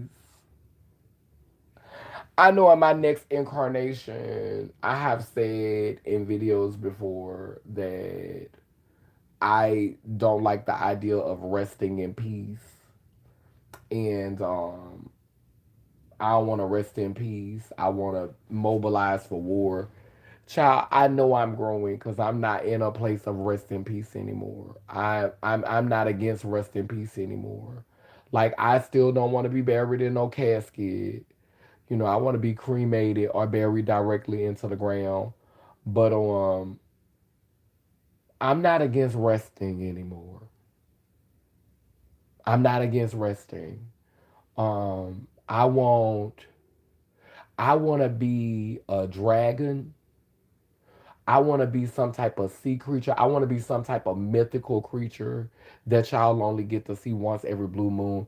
And then maybe I'll take like whatever form is walking on Earth. Like if humans have evolved, I don't know if y'all that's gonna ever happen because y'all trying not to let it. But I want to be some type of being that sleeps deep at the bottom of the ocean and every now and I want to sleep for long periods of time. Like I want to sleep for long periods of time, and then every now and then I'm gonna come up out of the water and say hey to the children and mingle and hey, what's the tea? All right, I might do a little dance around the fire with y'all. Then I'm gonna maybe do it for like 1 or 2 days, honey, and then hit it back into the ocean and go back to sleep. And I want my energy to be so powerful that I'm contributing to the universe. I'm contributing to the planet even while I'm sleeping. I'm just like I do in my next reincarnation, I'ma leave the hustle and bustle and the rat race to girl, I'm wearing Louis Vuittons and I'm wearing red bottom shoes and girl I was on a red carpet, girl, and I had my glittery dress on, girl, and girl, I had my lace front, girl, and ma'am, I got a purse in my closet there, girl. I'ma leave all that to y'all. Please, ancestors.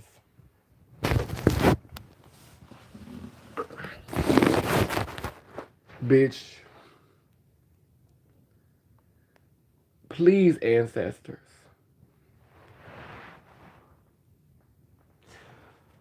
Whew. If you love me, please don't make me come back into this shit. Cause it's like a plane crash and I cannot stop watching it.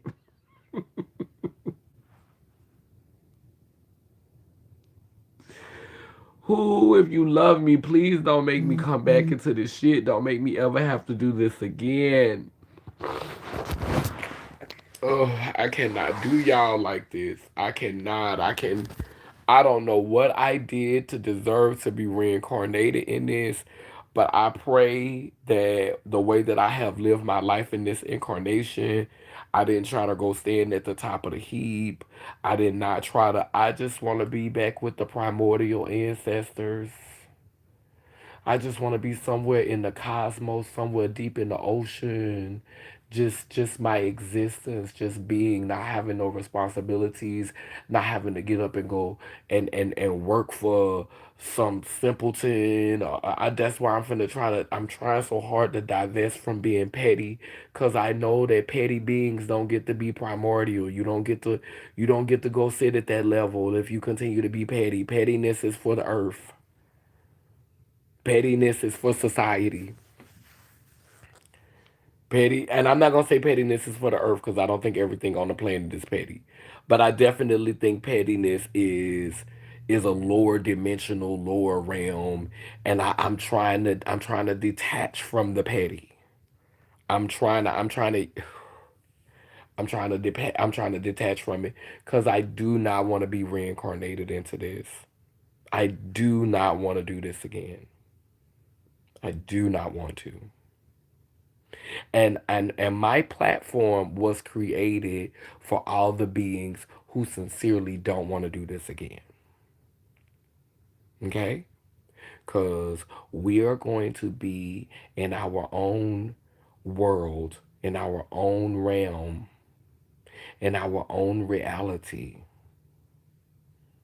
together. We ain't all got to go at the same time. But like Jesus said, when he left up out of here, I go to prepare a place. So when I get ready to hit it, when I get ready to go, I leave this to y'all. Y'all can reincarnate into the red state and blue state. Y'all can reincarnate into Father God, King Jesus. Won't He do it? You could reincarnate into uh, uh, uh, uh, I got my new BMW and I drive a $200,000 car.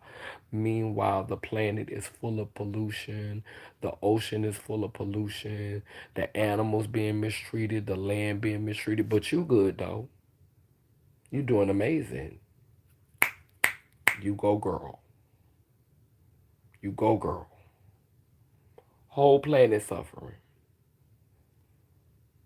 The water is talking to us, the air is talking to us, the seasons off, the elements off.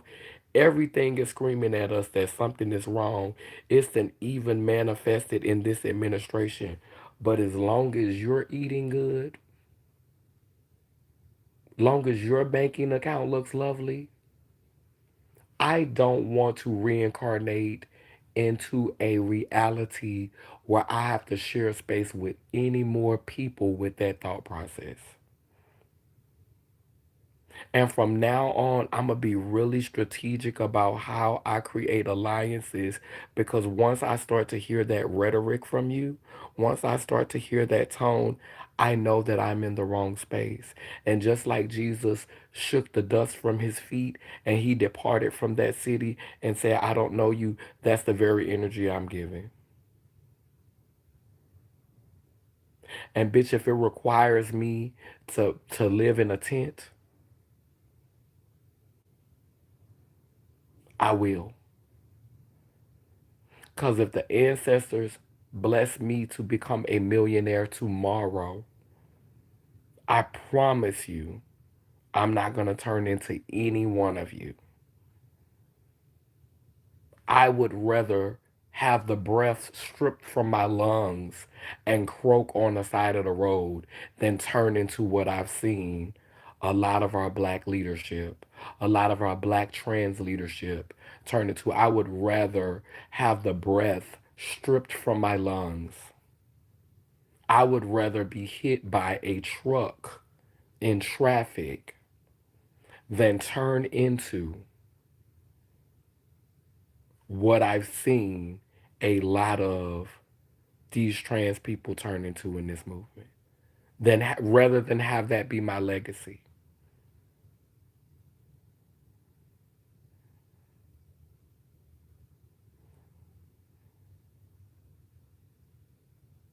Visibility has hurt us.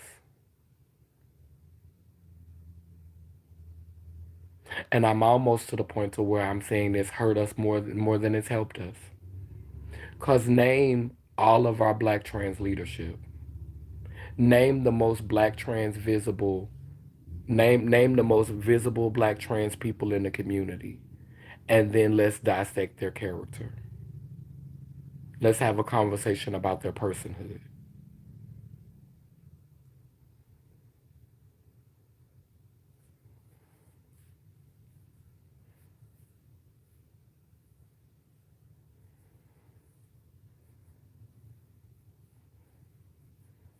The girls will brag about paying light bills and paying phone bills.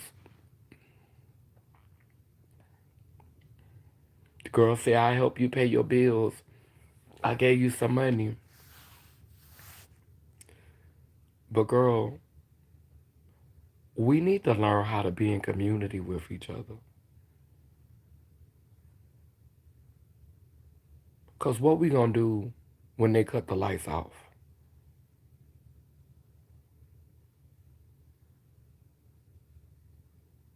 What we gonna do when they start taking away basic things? Hmm?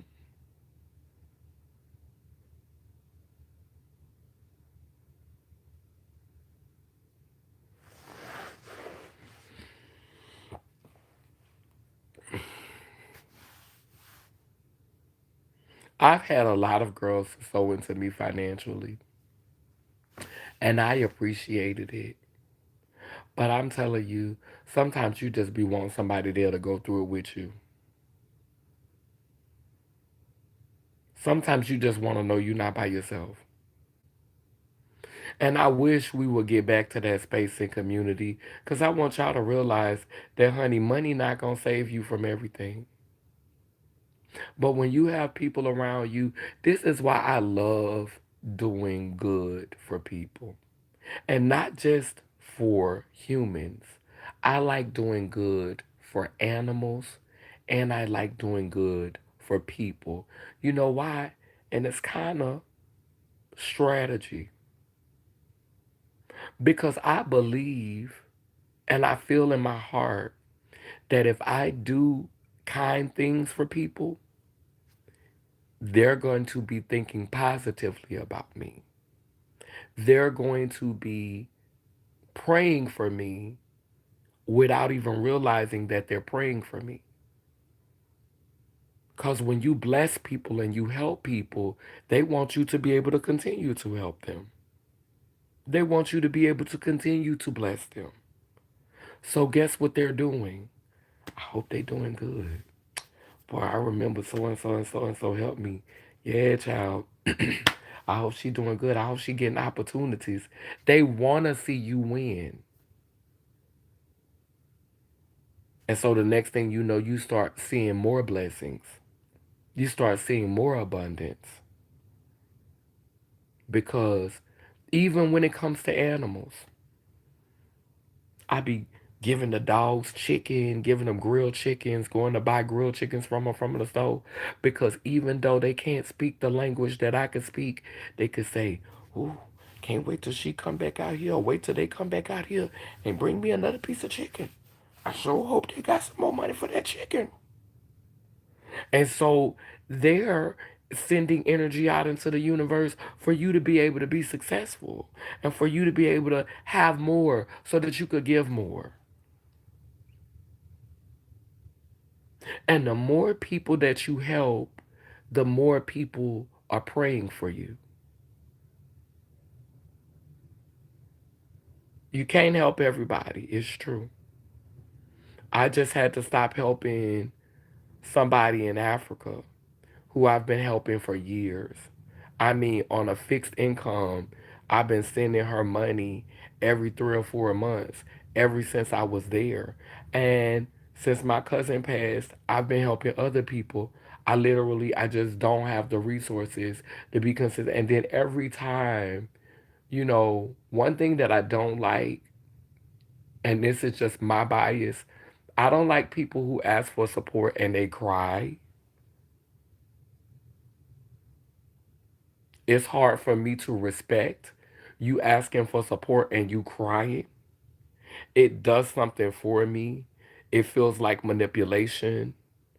I think that we all make choices and we have to live with them. And so like if I ask for help and someone chooses not to help me, they don't owe me help. No one owes me help. I would appreciate it if we lived in a world where people saw my gifts and saw what I contribute to the community and said, hey, I would love to support you. I would love to help you. I have the resources. Let me help you. But no one owes me any help. No one owes me any resources. I'm very grateful when I get support. That's why y'all don't hear me getting on camera crying and demanding money. Crying, and even though I've been living on a fixed income for years now,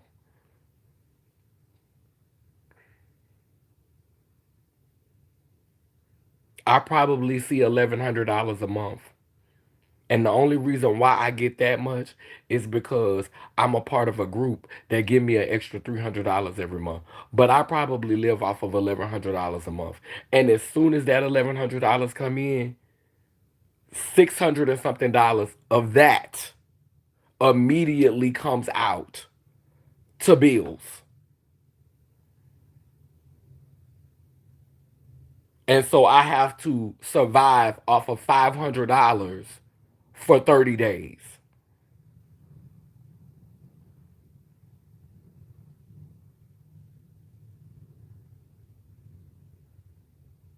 And Understand that I'm a giving person, so I'm giving here and there throughout the month.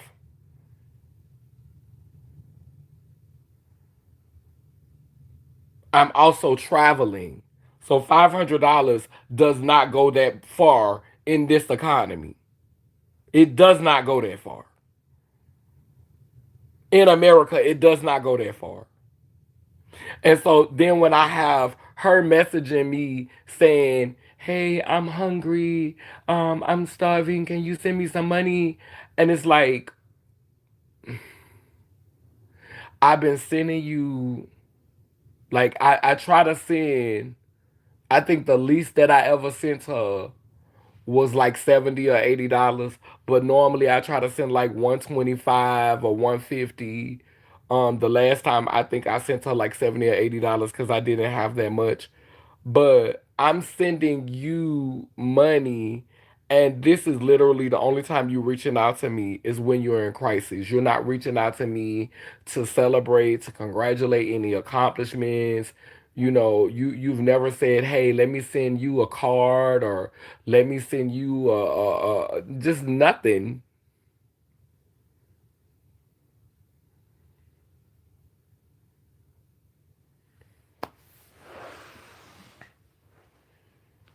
And so I'm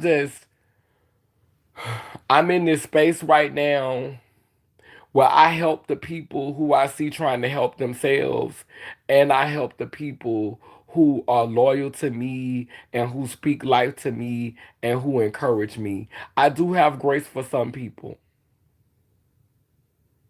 because I have a cousin who I send money to all the time, and they don't never call until they need something. But my cousin legit don't be asking for nothing. Like they be asking for like $5, $10. They don't be asking for nothing.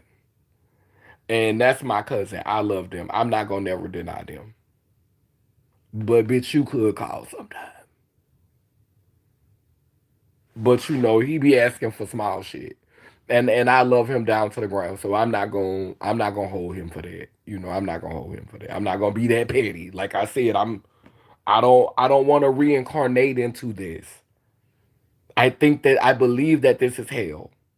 And I believe that, and I feel in my heart through my growth and through my elevation, I have been able to move to a comfortable place in hell. I'm not reigning in hell like some of y'all and y'all red bottoms. I'm not reigning in hell, but I am in a semi comfortable place in hell. I'm not in the worst place in hell. Because I done seen the ugliest parts of hell through my addiction and the Christian religion and testing positive and living in the South. I have experienced some of the ugliest parts of hell. I done had guns pulled on me. I done rolled around in the grass with tricks for their wallet because they didn't want to pay me. I done been in the back of police cars on bended knee, begging and crying and pleading with Father God, King Jesus. I done been in jailhouses where all type of things happen to me. I done been in crack houses. I done sold all my shit out my house for a hit. I done walked down the block and turned a trick and sold myself for $22 and had a motherfucking drug dealer to make me give him back half of the money. So I fucked and sucked his dick for $11, and at gunpoint he made me give him half of them $22 back. So bitch, when I tell you I've been to hell, bitch, I've been to the worst parts of hell. When I tell you I've already been there,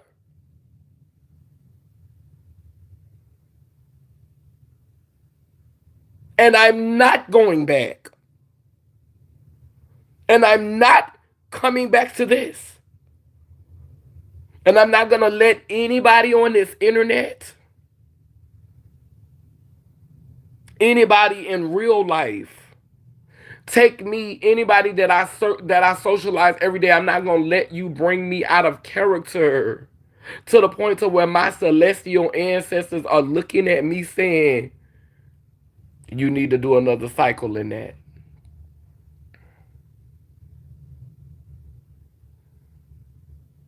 You got to go through that. You gonna have to go back. You gonna have to come back down here and do this again. You need to do this again. I refuse. And I pray with every fiber of my being and with my whole heart. Please,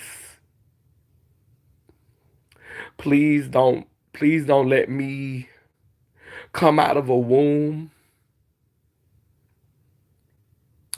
to cry, to open my eyes to this.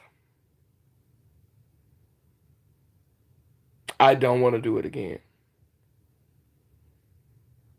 This is some sick, twisted. The God that y'all praying to is not the creator of all. Definitely not. Y'all definitely praying to a slave master. Definitely. Definitely praying to a slave master. There's no doubt about it. Because only a slave master would delight in stuff like y'all are not praying to source. Y'all are not praying to the true. Y'all not praying to that.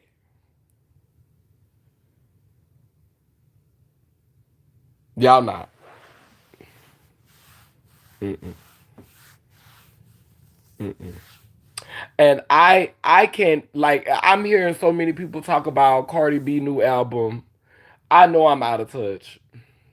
I know I'm yet for this world, bitch. I know I've moved on. Cause I can't even bring myself to listen to it. And I've heard so many people pretty petty bitch girl, y'all still on that frequency. Like it's like who are y'all having to become to survive this reality?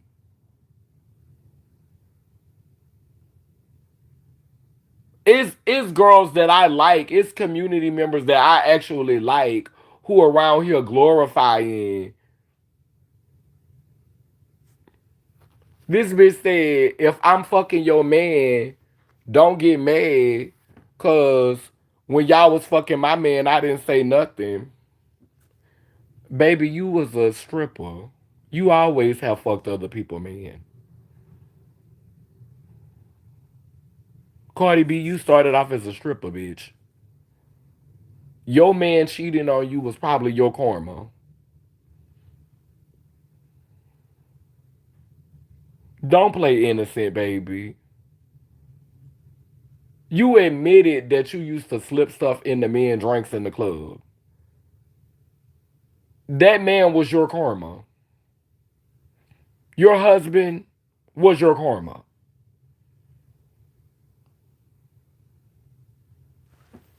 Then we want to do the women's live. We want to do the women's live stuff and the women and women's empowerment and pretend like there's no karma. I was never delusional, and I didn't teach my daughters that. Like when I started to move in a certain way, now I have this idea about relationships. I used to tell my daughter, it doesn't matter if your partner cheats on you, don't cheat on them because you don't want that karma. You're trying to undo your karma from when you was doing sex work. So I used to always tell them, when you find a husband, don't cheat on him.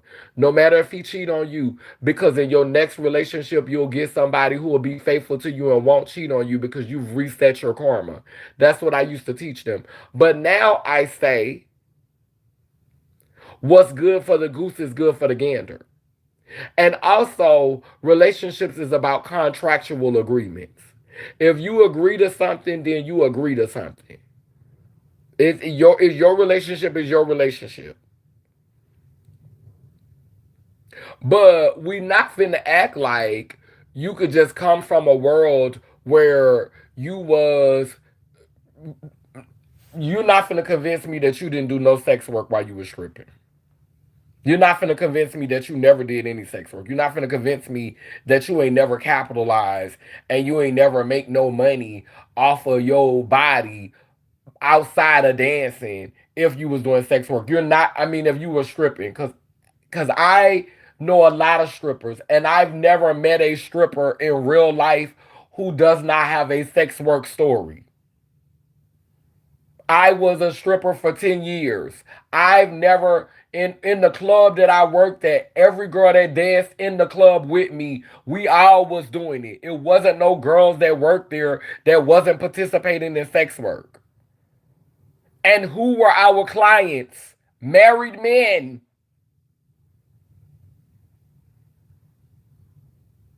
Married men. If you're doing sex work, 60, 70% of your clientele is married men.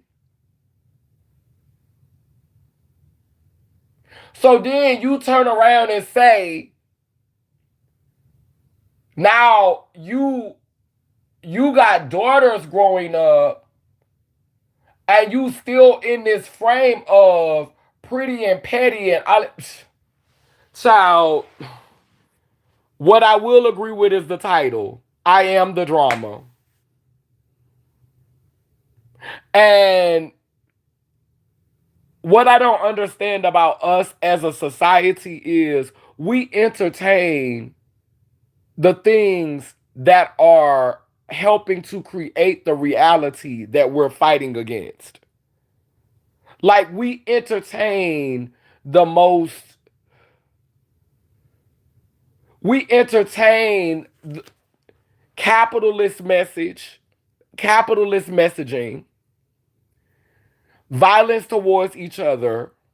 These hoes can't take me. These hoes jealous of me. Bitch, I'm shitting on you hoes. Bitch, you hoes is that. Bitch, I'm hyped up. Bitch, because these hoes is bitch. Because I'm waxing you hoes. Bitch, because you hoes can't. And then we wonder why we don't have no community or no sisterhood. And why the bitches is jealous of us. And why we're having all these because you're literally repeating the spells from the music and manifesting your reality through constantly incanting these spells.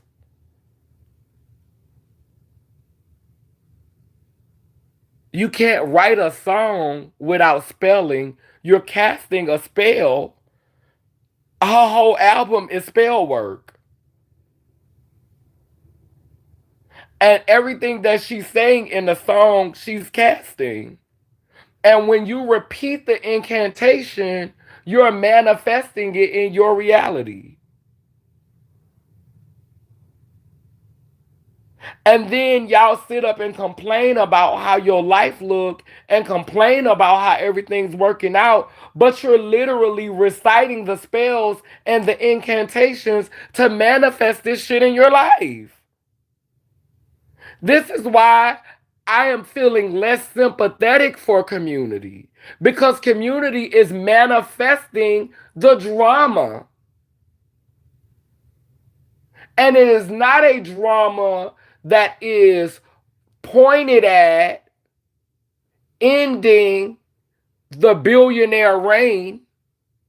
It's not incantations and spell work that is pointed at toppling these institutions that are oppressing poor, marginalized, neurodivergent people who it's not the songs that y'all are incanting, the songs that are at the top of the Billboard list, the music that y'all are channeling and giving power to is the music that is helping the institution to further enslave and divide us.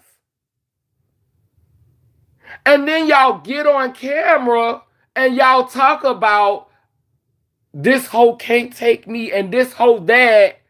But then when you listen to your stories and when you listen to the music on your videos, you see why. You're literally manifesting this reality. And you're not powerful. You just like every other sheep. I could not get on that Cardi B bandwagon with y'all. And I do not dislike Cardi B. I just understand now certain things I can't entertain. I'm entertaining this conversation with black trans women specifically because a lot of them are sex changes. Again, Angelica is a sex change, Hope is a sex change, Raquel is a sex change. So yeah, I'm gonna get on here and I'm gonna speak on this. Because this is not the way of our ancestors pre-colonialism when we was in the temple, when the goddess was represented in our spirituality. Ashira, Tiamat, Inanna, Oshun, Yemaya, Nut, Isis, Aset. When we were honoring those types of beings, we stuck together.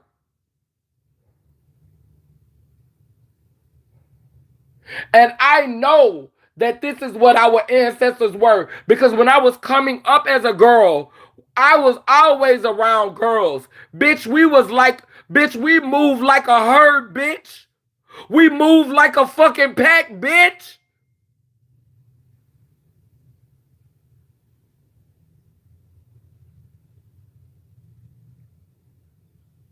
Bitch, I was around 10, 20 bitches when I was growing up. And y'all done let this matrix, y'all done let y'all pain. Then the young girls always talking about bitter. You bitches more bitter than us. You bitches more bitter and shady than us.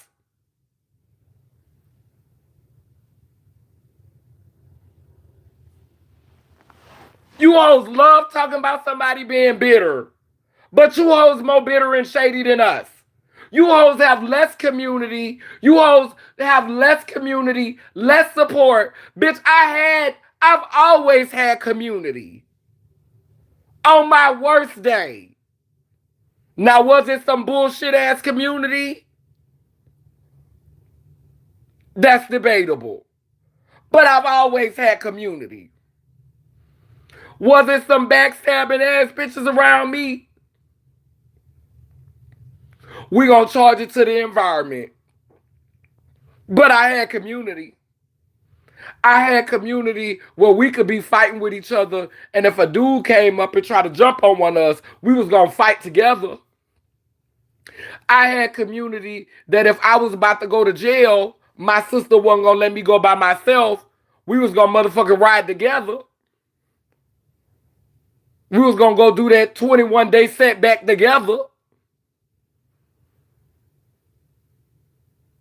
For better or for worse, I had community.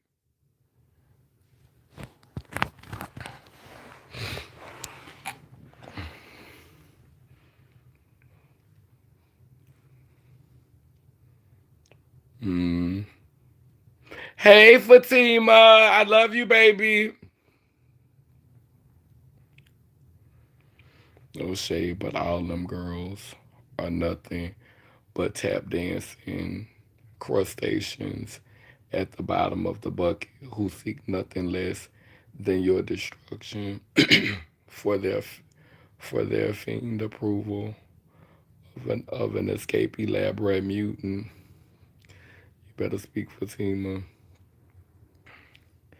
Everything Hope spoke on was my exact experience here in the UK. Throwing shade under the bus is elite. Love is the elite language.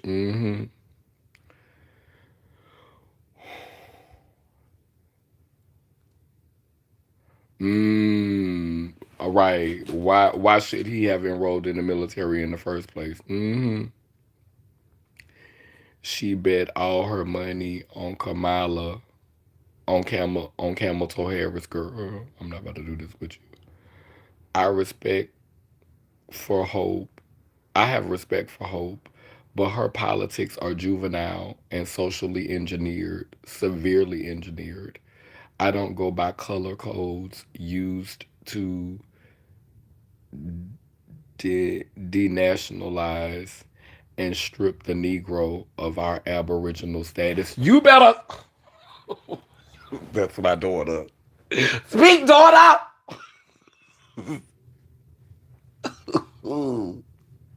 I was struggling with that word, bitch. Denationalize. Bitch. Hey. And strip the Negro of our Aboriginal status. You better say that, daughter. Because I'm trying to get back to ocean, back to ocean, back to sea, back to me, back to me. I'm just a little bitty fish, swam too close to land, scooting across the sand. Creator on my head. That's when I sin. Back to ocean, back to ocean, back to sea, back to me. Yes, honey, back to me, baby. Before we was black, baby. Before they was color coding us through the matrix, baby. Come on. Come on now. You better say that. Angelica low key was trying to use this situation as a storyline to have a smooth comeback to to be back in the Wonder Bread industry. Ooh, oh, oh. Not back in the Wonder. 100% pure love. I sent the text. I messaged the group before I went live. I messaged the group. I messaged the group. Warrior Queen. Angelica stands for herself. Well, we gonna see. We gonna see how this play out. I also reached out to Angelica about being on her platform because I see she's been interviewing all the girls. So I noticed that normally I get like a heart emoji from her when I comment up under her videos, and I didn't get a heart emoji from her from that. So baby, you don't get that many comments, boo. So you saw it. You just know if you acknowledge it, you have to acknowledge that you saw it and the ball is in your court. But you don't get so many comments that you didn't see me. And I know, and I don't blame a girl who is not I don't blame a girl who doesn't have enough security to want to interview me or to want to make space for me because I know that you have to have some strong alliances and you have to have some good self-esteem and you have to be in a good place consciously to make space for me, to platform me. I understand that. So I'm not gonna be upset with you if you never invite me on your platform. I understand why Hope don't never say my name.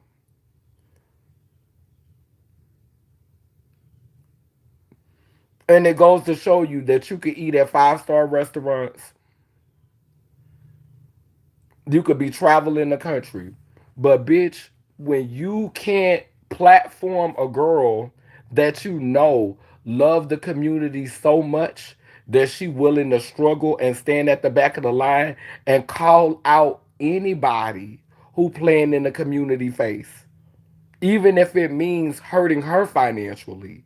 When you don't have a respect, when you don't have enough respect for a person who is your elder to platform them because you're fearing that you're going to lose endorsements or you want to be you can't sit in front of the camera and say you're about the movement. No, you're about the movement in your bank account.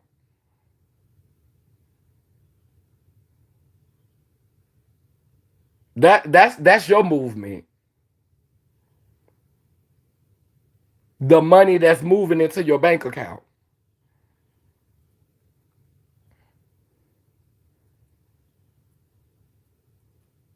You saw an opportunity and you are capitalizing on it. You saw a space that you could jump in and fill, and you jumped in there. Get in there. Yeah, yeah, get in there. Yeah, yeah. Wobble baby, wobble baby, wobble baby, wobble baby. That's what you did. You jumped in there. You said wobble baby, wobble baby, wobble. You said get in there. That's what you did. You got in there. And you wobbled the fuck out. And ain't nobody mad at you, ho. But we still gonna call it what it is. Cause you've never once, you know me. There was a time when you looked up to me. Cause ma'am, you was happy to run up to me those two times that be tagged. I have been an inspiration in your life. And you have yet to say my name on your platform. You've yet to say it. Cause it will hurt T.S. Madison. And you don't want to hurt her.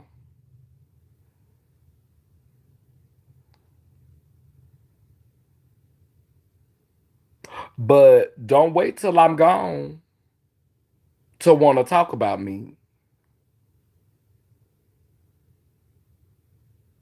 Bitch, if I leave up out of here while this bitch still doing videos and while this bitch still doing advocacy work, because she says she gonna transition to just talking about hair and makeup, and I think that'll be good for her.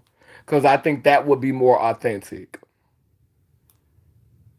I don't think that activism is where her passion lies. I think it's just extremely lucrative. And can't nobody do it like her. We gonna go ahead and get a bitch her props. She does it in a way that is very marketable and very brandable.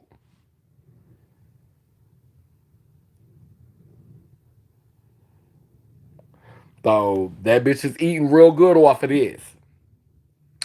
And so I will be happy when she gets to the point to where she could just talk about hair and makeup and clothes because I think that that would be more authentic and I think that's who she really is. But the bitch ain't never said my name in their video, and the reason why is because bitch it will hurt her. It will hurt her. It will hurt her to talk about me. And that's the reason probably why Angelica ain't responded to that comment in her comment section.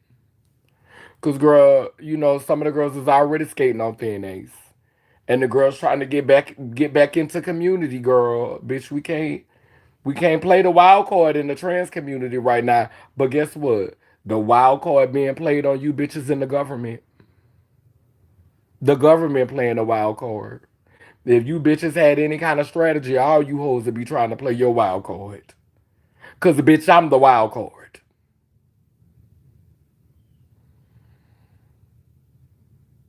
But you ain't gotta play it, baby.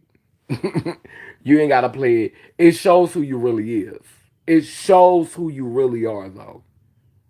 I just want you to know it shows who y'all really are. We could see clearly now.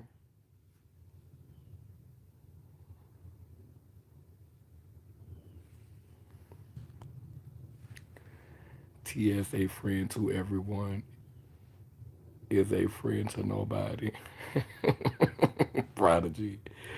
I go by pedigree, tribes, and genealogy. The term, as you know, the term black reduces you to a dead entity in the eyes of the law, a straw man, a a proper of a legal corporation masquerading as a government. Hey, 100. Yes. Hey, Pooh. Angelica is bougie and proper. She clutch her pearls in a heartbeat. Like I said in the beginning of the video, she'll stick her toe in the water. She'll stick her toe in the water of controversy. And bitch wiggle and bitch might put a whole foot up in there, girl, and move it around in a circle, girl. Then she gonna hurry up and snatch that foot out, girl. And pretend like she never had that bitch in there. And then she gonna say, Num your renge kill, num your. No opportunity wasted, bitch. I'm gonna show you. They're all desperate for fame and are willing to do anything to both arrive and maintain that arrival. And this has been a mirror that we've had to look in as black trans people. Well, let me I'm starting to try to move away from it cuz I'm really am like I'm getting ready to make another transition. I've been in Georgia. Um and I've been, going to see my trans mom while I've been here, building my bond with her, building my relationship with her. She's been going through a lot, so I just wanted to be there for her and show up for her. I've been here with my sister, my communal sister in Georgia, and I'm getting ready to make that commute back to New Orleans. And I'm thinking about like a vow of silence. um, I don't think it's gonna be like a long vow of silence. I think I want to start off with like 1 or 2 days, like practicing being silent for 1 or 2 days, and then I want to like build up to like being able to be silent for like 4 days, being silent for 5 days, because I'm trying to hear from the universe. I'm trying to hear my kundalini. I want to listen to nature. I want to be able to hear the ancient wisdom in me. I want to be able to hear those sounds. And so it's going to require me to start like fasting from my phone more, so that I can be silent. Because I can. Like when I'm not on the phone, like I've been talking for 2.5 hours. But believe it or not, when I don't be on the phone, like especially if I'm not doing lives, like I don't talk a lot. Like I don't be on the phone with people all day. I don't video chat with people. You know, I may send you a couple of voice notes or, respond text back, but I don't talk on the phone all day. Like I'm not a big talker on the phone. I don't video chat at all unless it's like a Zoom call. I don't video chat. I don't I don't hold phone conversations all the time. There are certain people that I will talk to on the phone, and that's every so often. But I'm not a big talker. That's why I can talk so long when I get on live. That's why I can talk when I'm creating content, because I don't talk when I'm not in my bag doing this type of stuff. But other than that, I'm not really like I'm really quiet. I really be quiet. So I think that I'm in a space now where I can start taking my little fasting from fasting from even speaking, because I'm ready to start hearing Sophia. I'm ready to start hearing Tiamat. I'm ready to start hearing the dragon, and hearing that fire speak within me. I'm ready to start hearing that. I'm ready to start tapping into those downloads and start getting those messages. And I know I know I'm in that space because I'm not in the third dimension. I'm in the fourth dimension, and I'm trying to get to the fifth dimension. I'm not in the fifth dimension yet, but I am seeing synchronicities all the time. I'm always seeing um, triple digit numbers. I'm always seeing 808. I'm always seeing 909. I'm always seeing patterns. Like I'm seeing them all the time. So I know that I'm in the fourth dimension, where you start to tear away from what reality was and move into creating your own reality and co-creating your own reality. I'm not finna sit up here and lie and say I'm fifth dimension status, because I'm not. There's still work that I have to do. But I think that through going into those fastings where I'm not talking, where I'm being silent and I'm hearing and I'm getting those downloads more often because I'm not engaging. And I think that's why this is why the the powers that be are pulling out all the stops. Cause I never saw this beef coming with all the sex change girls. Bitch, I'm gagging. I'm sit up here and lie and say I was not ready. And some kind of way, T.S. Madison in the middle of it. Imagine that. The big dick bitch name kept coming up.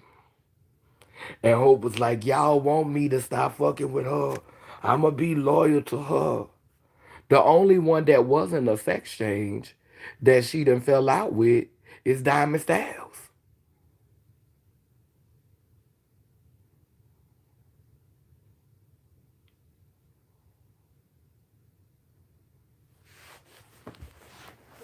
Imagine that.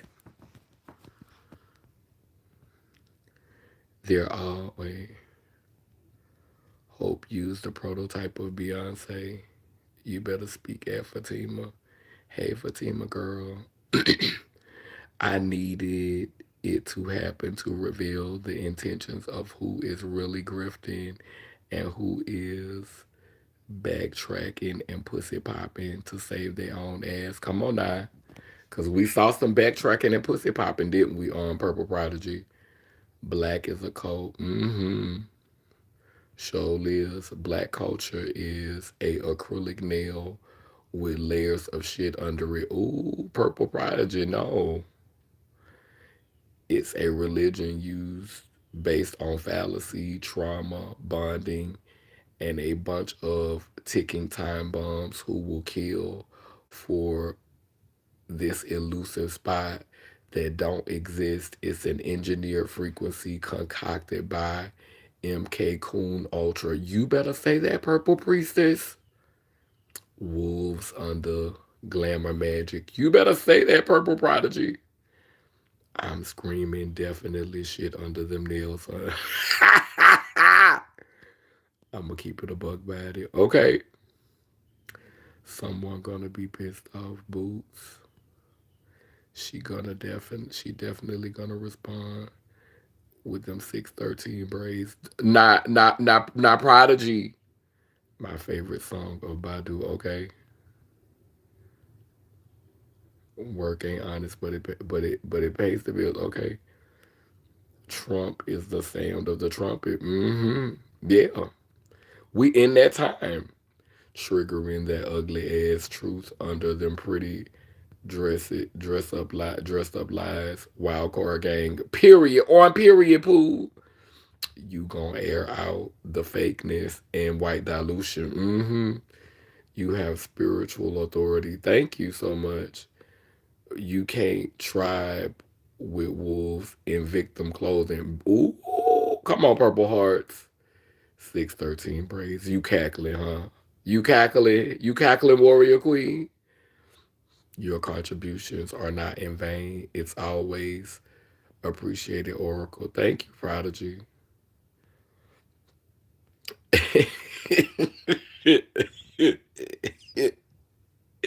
Baby Warrior Queen is crying laughing. Them 613 braids took you out, didn't they? These elite girls are surviving off of pretty grifting paychecks. Project 2025. Uh-huh. Cash in check. Mm-hmm. Ill gotten gains. You better say that. You better say that, Warrior Queen. Hidden fees included. Enjoy Thailand too. Okay. No shade. Girl, she is passing out, bitch. She is telling the girls how she gonna pop their face from Mexico, huh? Girl, when I tell you this lady that moved to Mexico and bitch, every 5 minutes she talking about punching a bitch in the face. Girl, this 2 videos straight, this bitch. I gotta give her props though. She ain't deleting these. But this bitch that moved to Mexico. And now every other video this bitch talking about popping somebody. Girl, oh, calm your fucking ass down, bitch. They living on credit, but trust those payment plans are coming to effect very soon. Mm-hmm. Very soon. 100% pillar. Castle built on sinking sand. My hope is built on nothing less than petty shit and my hope is built on nothing less than petty shit and false righteousness. Oh, child, I thought of this song yesterday. Um, you remember that song? I sing because I'm happy. I sing because I'm free.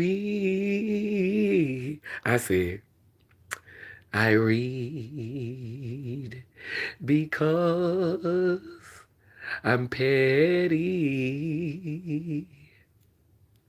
I read because you played in my face. I read because I'm petty. And I read because you played with me. Oh, I'ma read you. Oh, I'ma read you down. My hope is built on nothing less. Have some fun with half dead sugar daddies. Okay, pure love, house of cards energy. Very much. They're adopting other people's struggle and editing it into their scripted stories and collecting checks off of it. You better say that. It's the XY narc chromosome fat rhinestone tragedies. Oh my god, period. Pimping poverty to the elites. Ooh wee. Oh my goodness, that's good. Now, baby, that's a whole meal. Pimping poverty to the elites. My goddess God on today. That sounds like a video topic. All right. Right, Anandi. Oof. Pimping poverty to the elites. This is why I love y'all. This is why I love you. Because they only started listening to Hope once she got that face and body together. Oops. PowerPoint presentations about the black trans struggle and not living a single struggle. White people type energy. And this really just brought me back to the mind of what's going on with the Mardi Gras in New Orleans. So now the black Indians, the Mardi Gras Indians are being infiltrated by white supremacist culture.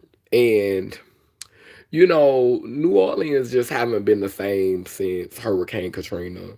And they ready to ride, but like this my thing, it's not a black white thing.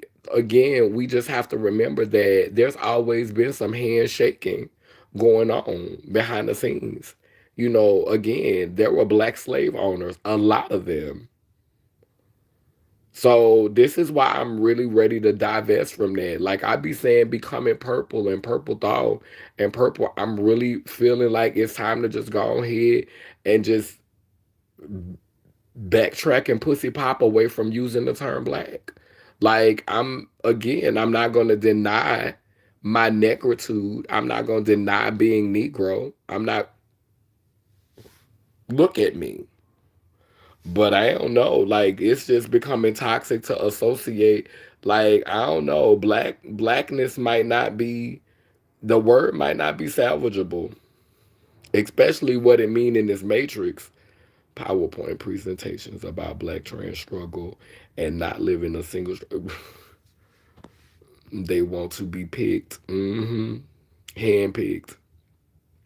They want their hand in it instead of creating their own shit and detaching from the system altogether. Come on now.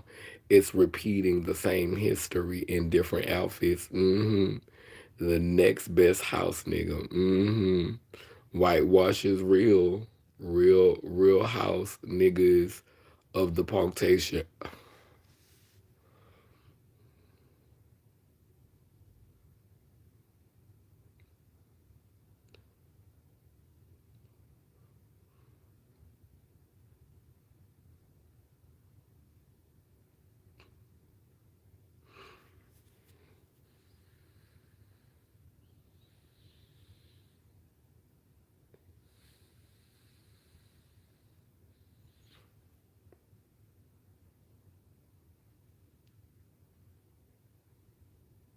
That lady said real house niggas is the punktation. Ooh we we can the waters flood anything down. Okay. Tears cracking. Yes, honey. I'm an all black dragon. Come on, all black dragon. It's embarrassing. Decaying glamorous zombies in all Gucci. A man, a woman. It's some past life things that needed to be unpacked in this lifetime. Ashe. Pettiness for the lower egos. They can be birth of Jesus' booty hole for all I care. D. DEA. Ashe, Ashe, Ashe. LBR. They gay boys fighting over scraps. Literally hyenas. The best thing to do in these times is purge and get off the net. Ashe, Fatima. Ashe, Ashe. I can't argue about that. Purple goddess. Okay, everybody. Okay. The oracle is here. The prodigy is here. The general is here. The goddess is here. Period. Period. Come through, nation. Come through, nation. Not always, mother.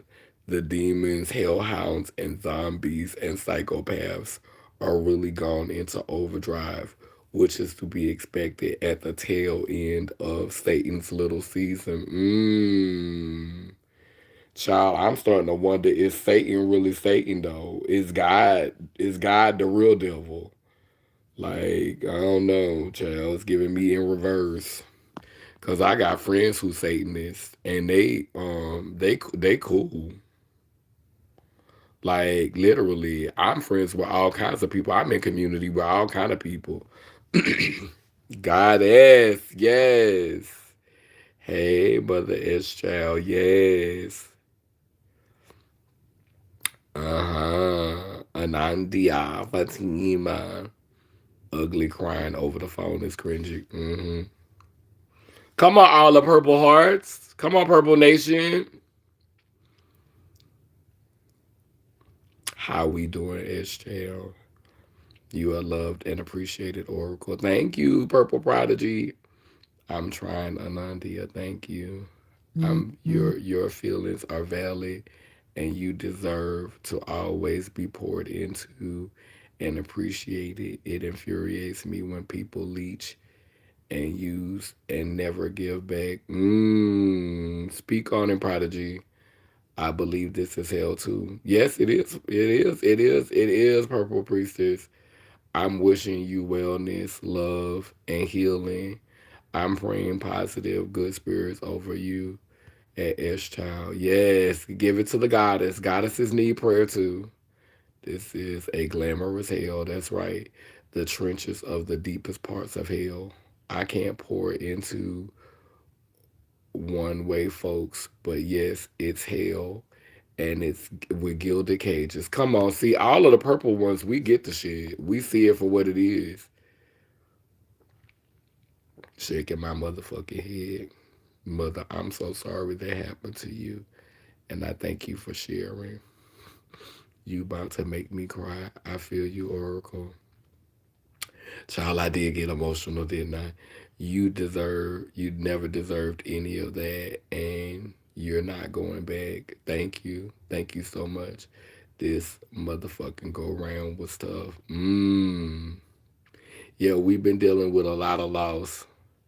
This backwards mentality and spiritually disturbing, deeply insidious ass shit as a baddie's frequency they on. Yeah, bitch. Everything that the machine do, it does for a purpose.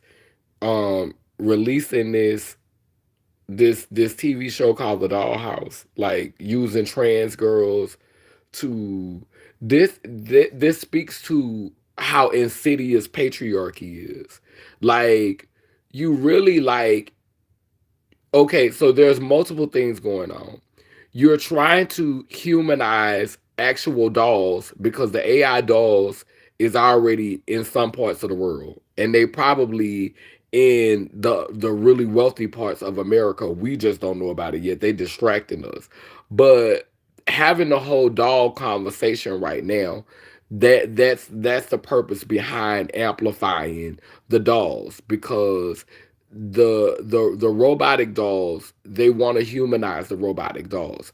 Then on the other side of that, they're trying to create this narrative of transness so that it can look vile and it can look disturbing, and it doesn't make us seem like decent people. It makes us seem, it gives, like, while black people looking at it for entertainment and black trans people looking at it because they say, oh, finally some examples of us and it's better than none, and a lot of them are still in the struggle, and so those narratives are being put on screen. And so, of course, the black trans community is supporting it because, hey, we barely got any representation. And then black people are supporting it because a lot of black people, still in that hood life, still in that way. And so white people watching it saying, this is what they are. Look at this, pulling from those narratives, using those narratives and using those stories to actually discredit us and to tear us down. So, it's insidious how this machine works. Like, it'll give you an opportunity so it can later use that shit against you. And then when we say something about it, we hating. When we bring it up, when we call it to the carpet, we hating. We don't want to see somebody win.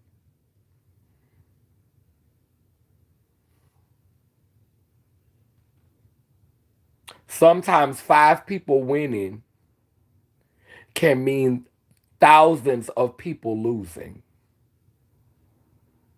Is that what we want to continue to do in this culture? That's the type of society we want to continue to create. Then we want to complain about the 1%. Sometimes five people winning, eight people winning can be the blueprint for thousands of people to lose, to continue to lose. That's what we want to continue to do.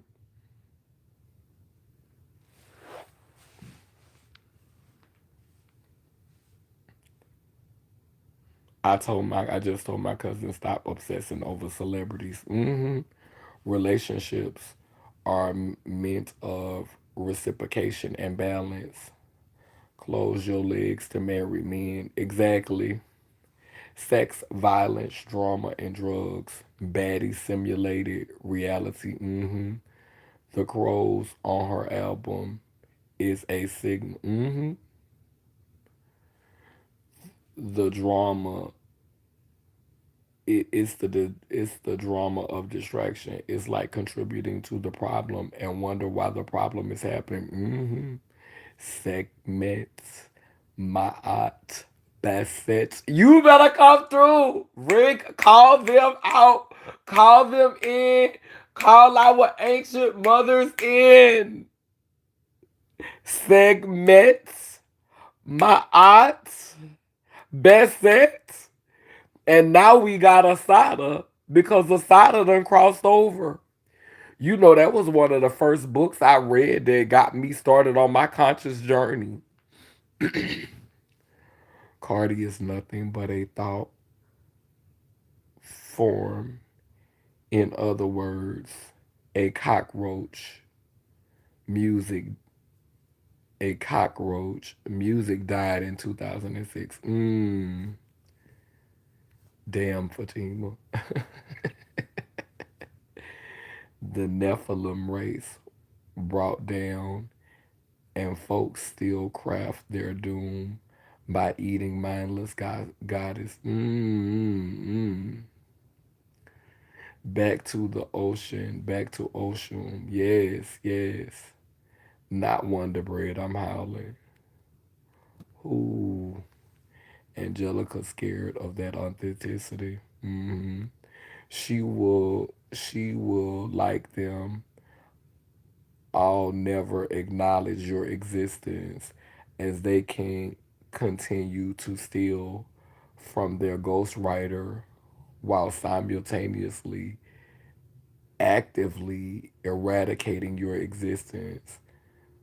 I'm telling you these. Yeah, yeah. Because I have seen so many girls that act like they don't know me, and I'm listening to their thought process and some of the things that they're saying, and I'm saying, where did this inspiration come from? T.S. Madison quoted me word for word when they asked her to respond to what happened with Lil Nas. Then she said, "This is what we talk about on Fag Talk." Girl,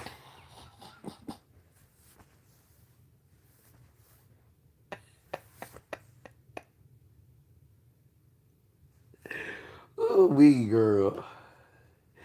That bitch said, "This is what we talk about on Fag Talk." Girl, bitch, all I could do was lean back, girl. What? What? Them girls take my words and refashion it to sound more like the colonizer and to sound more mainstream and sound marketable. But them girls will take my words and refashion them in a minute, girl. And that's the reason why we're not getting ahead. That's the reason why our movement is where it's at. Because baby, you gotta say it plain. This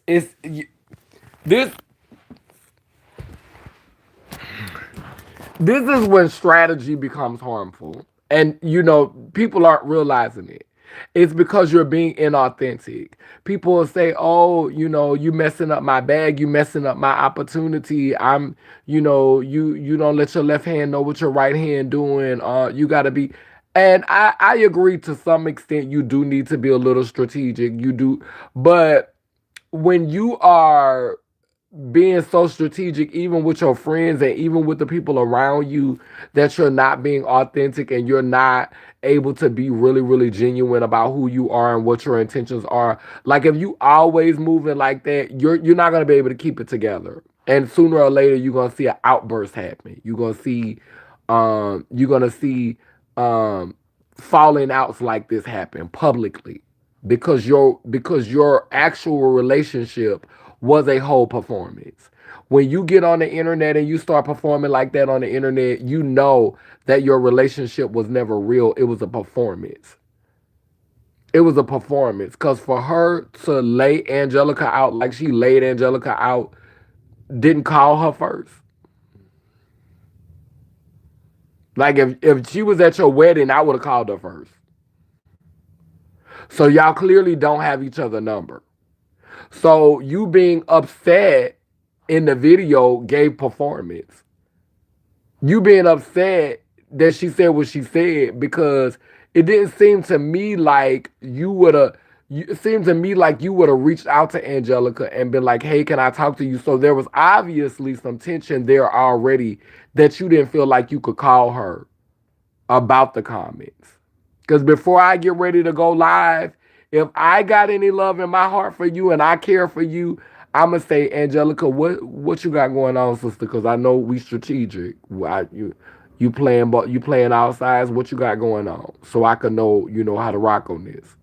So what you doing? Let me know the play, so I could see how I can.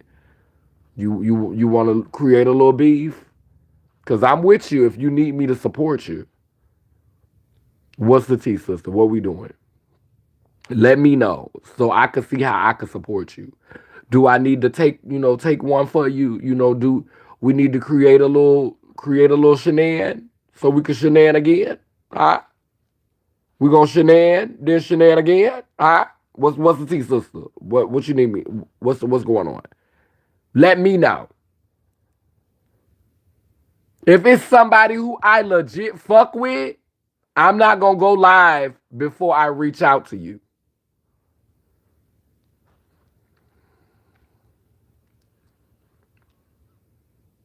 Cause I'm gonna try to see, is this some strategy? What's going on?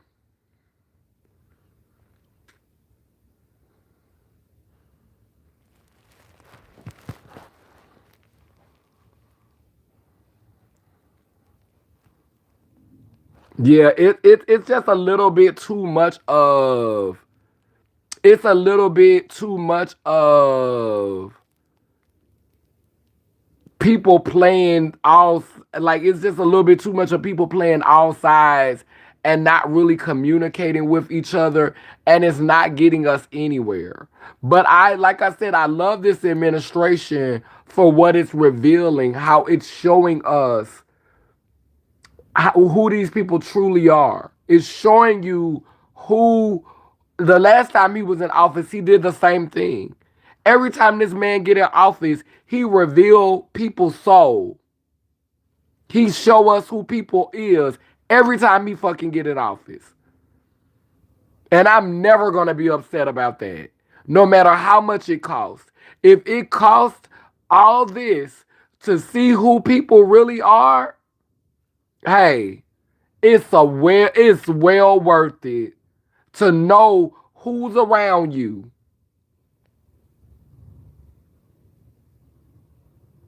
That's why they wanted Kamala to get elected, because she was going to keep the illusion going. Donald Trump administration cut on the lights in a filthy closet, and you see all the roaches scrambling. This administration cut the light on in a dirty closet, bitch. And you see who is who and what is what in red bottoms, in Louis Vuittons, scrambling like roaches in a dirty closet.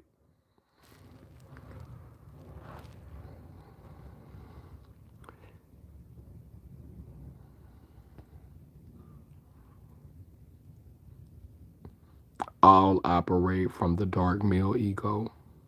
Saying your name means activation and a end to their TS male table scrap reality.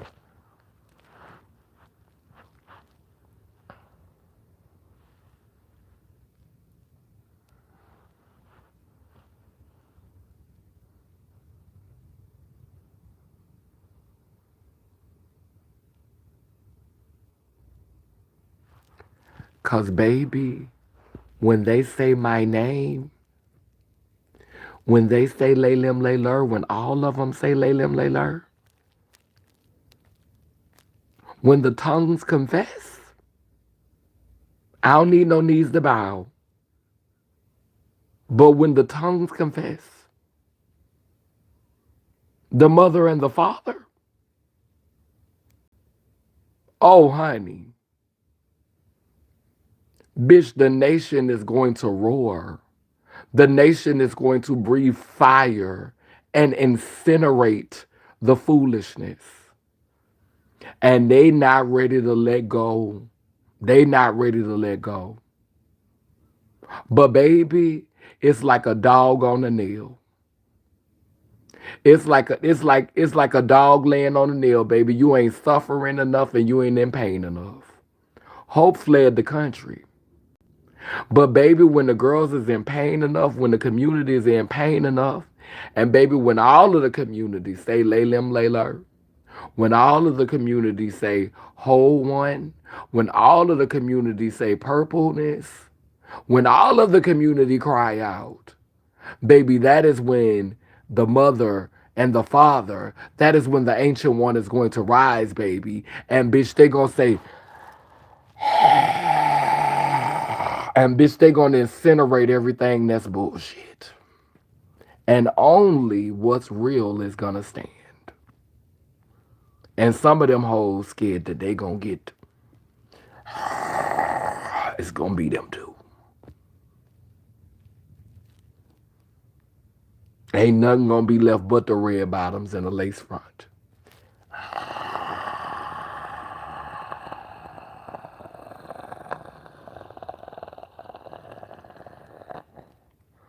Only thing gonna be left is lace bottoms and the lace front. Red bottoms and lace front. And the receipt from your $700 meal. My God is God today.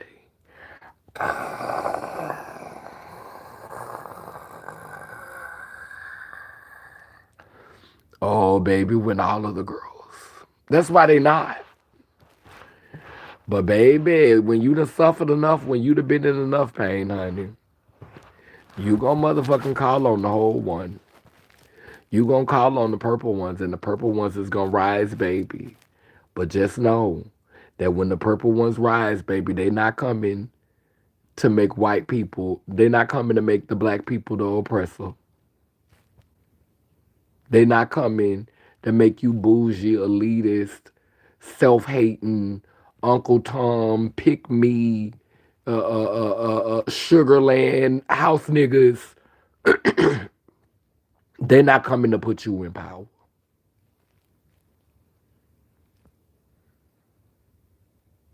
They're not coming to set you at the head of the table.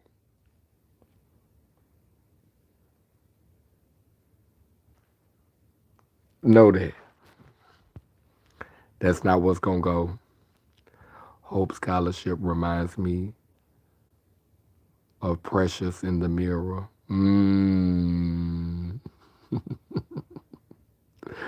Fatima.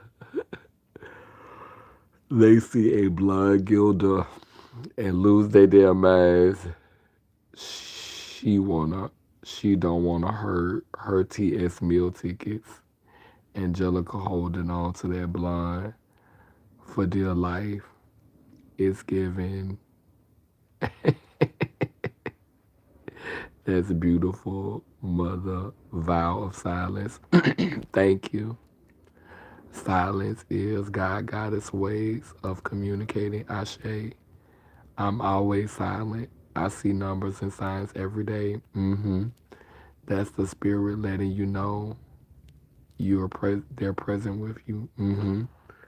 This beef slapped me across the face, didn't it? Came out of nowhere. Mother, have you been experiencing time dilation disturbances too? I've been feeling a lot. Like it's just been wild how much I've been feeling. It's been wild. The sour pickles got grabbed in the chat. What beef happened? Child, it's been going down. It's on IG, Bonita. Show Liz, Glamour Magic indeed.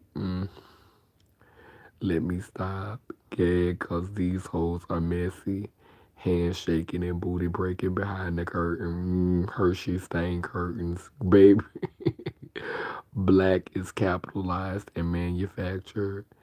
And a partridge in a pear tree. Not house niggas of the punktation. You still teeing on the floor, bitch. Showtime synergy. The roles are reversed. God is dog spelled in reverse, right? Just like live is evil spelled backwards.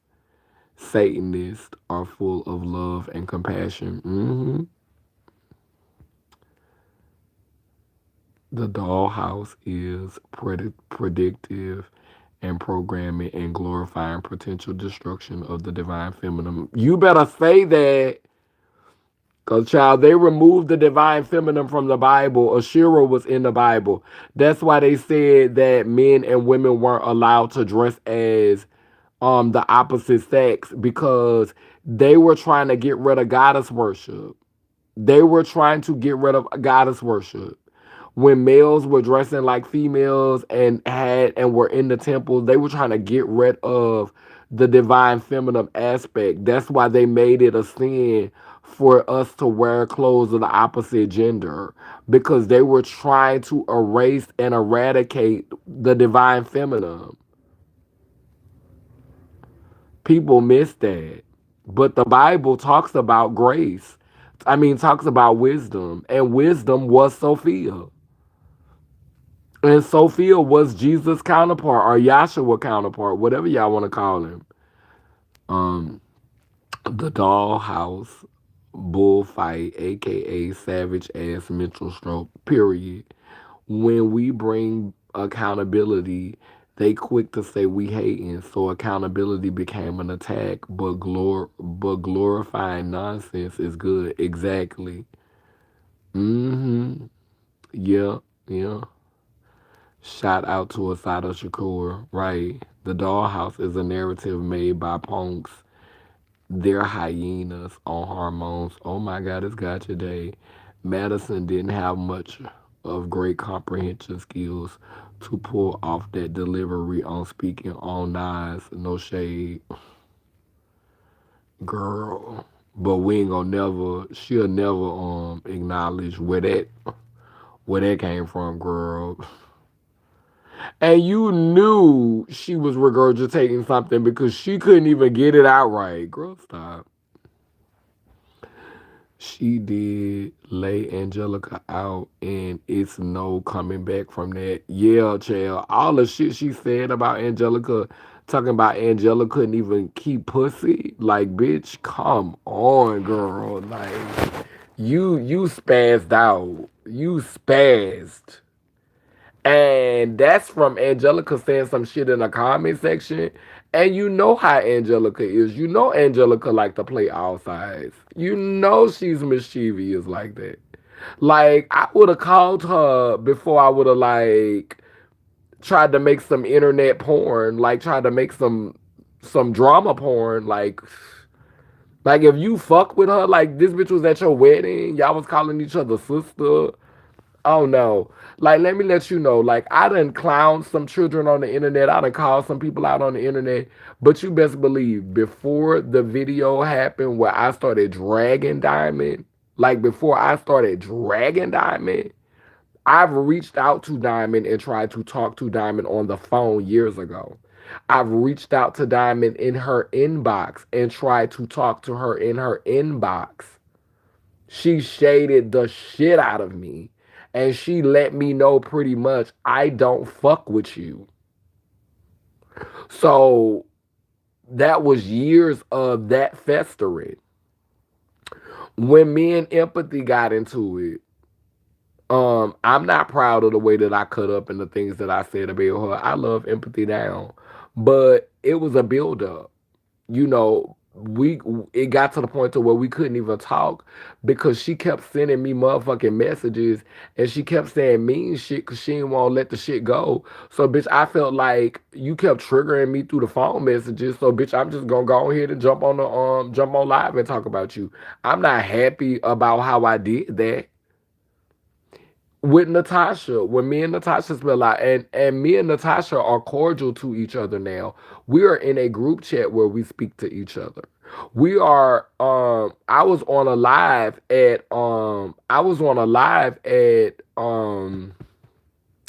at Lynn's house and Natasha was watching the live and we was cordial with each other. We spoke to each other. So, but understand that before I publicly flashed out on Natasha, I had reached out to Natasha privately to talk to Natasha and it just felt really, really shady. So then that's when I jumped on social media and went the fuck in.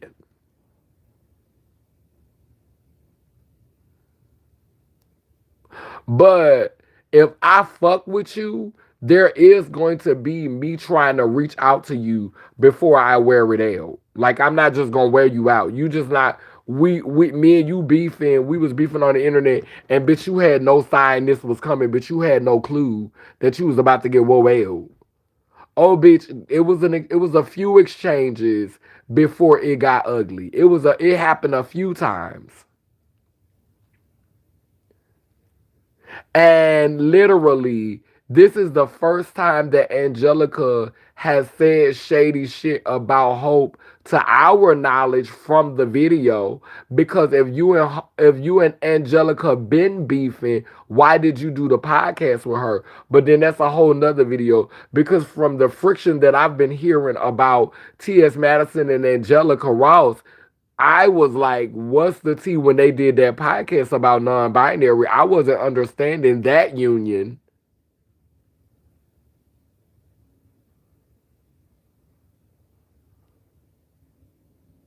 I don't know how they brokered that.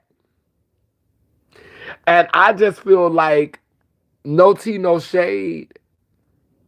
Any black girl with a sex change that sits down to talk to T.S. Madison there should be some accountability and a conversation that goes something like this. I know that I have said things about disparaging things about the sex change. I know that I've gotten mad and I've said things about the sex change because I was mad at Kaneen or I was mad at Tila. But I want to let you know that that is not a reflection of how I feel about the sex change. Because T.S. Madison has never had anything positive to say about the sex change. She has always said that people was trying to pressure her into getting it, making her feel like she should have got it and all that type of shit. Like she's always said she's never had anything positive to say about the sex change. And so all of these black girls with sex changes who are aligning themselves with her without even having hearing her have a conversation that clarifies, hey, I was literally just talking about Kaneen. That's not how I feel about the sex change. I understand it's a sacred process that some girls go through that's affirming for them. I understand that it's spiritual. I understand that it does not sever your connection to God because I've made comments saying that my dick is my lifeline to God. My dick is what connects me to God. I understand that you can have a sex change and still be super spiritual and still be connected to your creator. I understand that. And I think until she's willing to have a conversation like that, if I couldn't see myself as a melanin rich sex change, aligning myself with her and having a conversation with her until we were able to get that out of the way. Girl, before we sit down to talk, girl, let's get some clarity on how you feel about the sex change.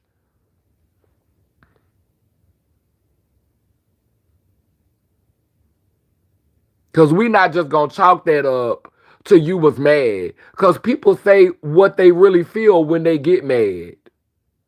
Anger bring the truth out.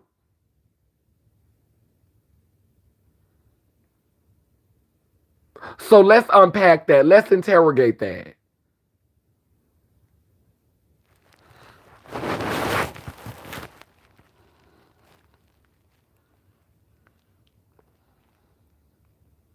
Hyenas on hormones. I'm logging out.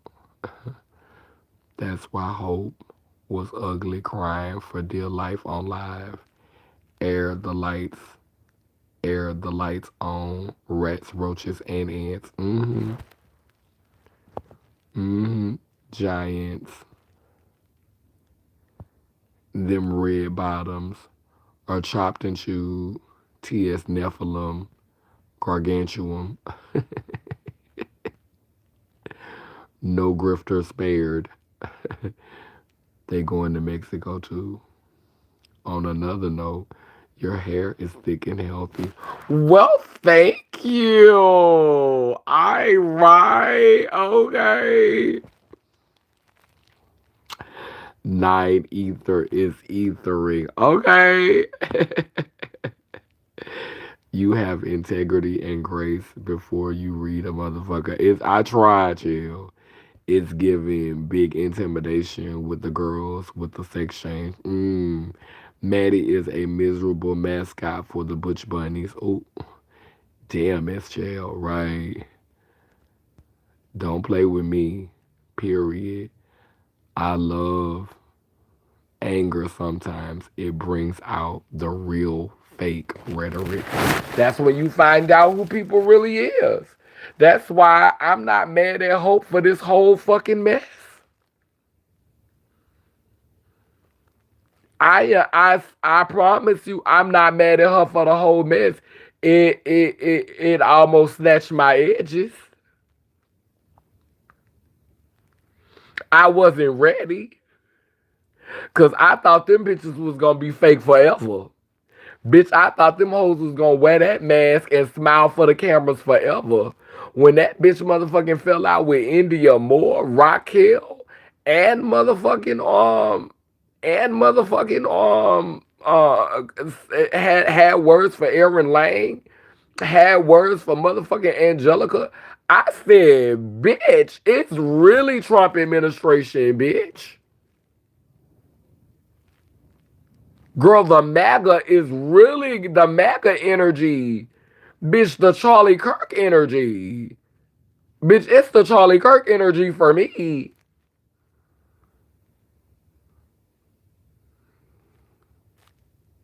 The confrontational energy, bitch, is giving very much white people setting up tents and tables on HBCU campuses. The MAGA is MAGAing. The MAGA energy.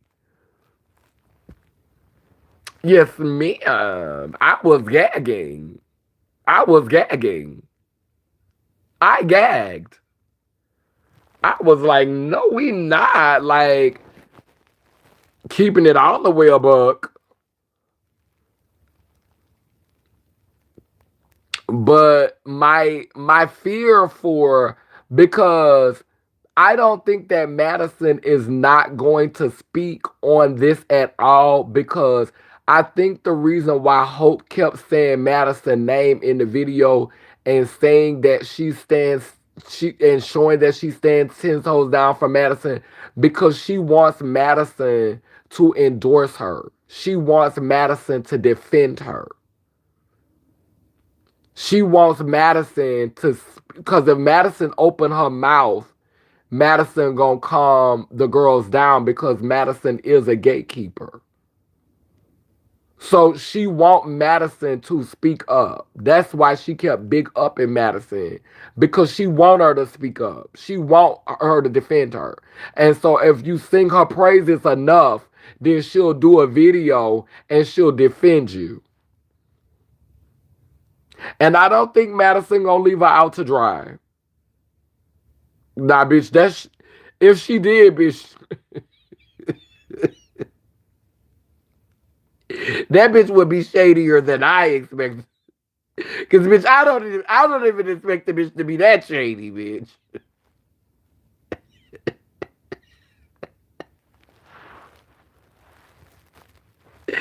I don't even. I think Madison is going to say something and come to her rescue. I think Madison is going to speak up, cause she done brought Madison's name up in 2 videos that done went viral, calling her auntie. So basically, she's asking for a lifeline. These hoes is ganging up on me, and I'm still standing 10 toes down. I'm being loyal to you. Please, please, auntie, get these hoes off me.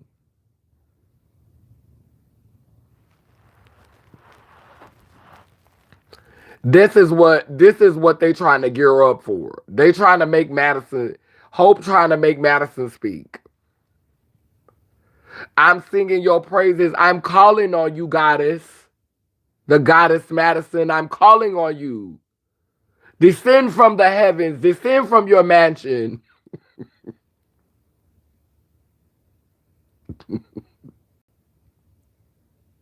Hear me, O mother of mothers. Hear me, O TS of TSs. Hear me. I am calling on you.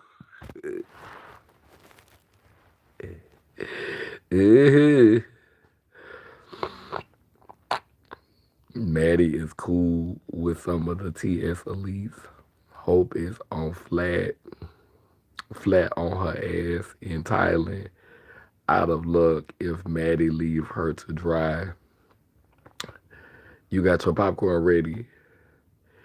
Maddie gotta play TS Mammy. Descend from the TS Sex Butch Bunny dungeon. TS Wisby. Either Angelica is gonna respond, and I think this is, and I'm getting ready to close, because we've been on here what 3 hours now, because the live started over and it say 1:23, and I know I've been on here a minute, but but what we gonna see next? I think Angelica may not respond, because how because a lot of girls are scared. A lot of girls are scared to make beef with T.S. Madison because T.S. Madison is financially thriving in this climate. She's becoming a mogul in this climate. And a lot of these girls have become accustomed to a certain lifestyle. And they want to work with T.S. Madison because T.S. Madison is getting to the bag. And so she's connected with a lot of elites. And I prophesied this. I said the bitch was gonna be like the trans Oprah, and that's what the fuck she like. This bitch working with Tyler Perry. This bitch got Tyler Perry ear. And she done been on fucking Beyonce done been with Beyonce and motherfucking um RuPaul. RuPaul is royalty in the LGBT community. Tyler Perry is black royalty. Beyonce is music royalty. And T.S. Madison have tangible relationships with all three of them. So, with the way the world is going, the 1% is 1%ing. A lot of these girls are scared to make an enemy of T.S. Madison, are scared to have beef with T.S. Madison, or have conflict with T.S. Madison because they want to work in the industry. They they still want to be a part of the industry, no matter how much they sit up here and act like they disgusted by it and they hate it. Eat the rich, free Palestine. A lot of them still want to work in the industry, and so they don't need no fucked up relationship with T.S. Madison.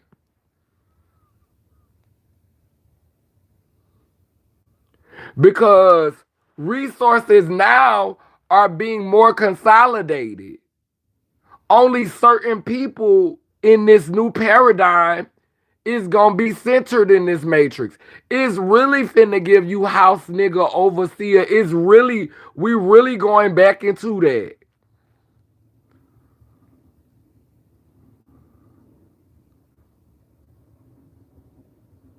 We really going back into a reality that does not look like free enterprise and everybody they trying to keep that everybody getting wealthy, everybody getting the opportunity, it's enough for everybody. They're trying to stop that.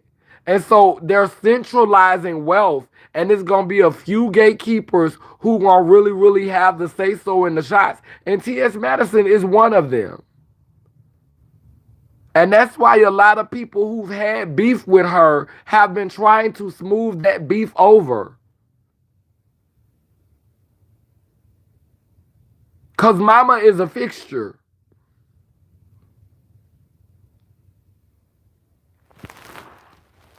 So, um, it'll be interesting to see Angelica respond because you not gonna really be able to give it up. Like, I really wouldn't even respond. To be honest, if I was Angelica, I wouldn't even respond. Cause if you respond, you not gonna be able to keep it a buck.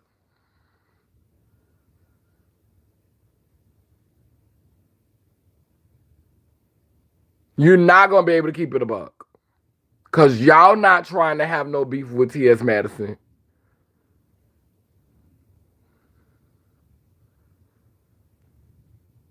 And this is what it's all really about anyway.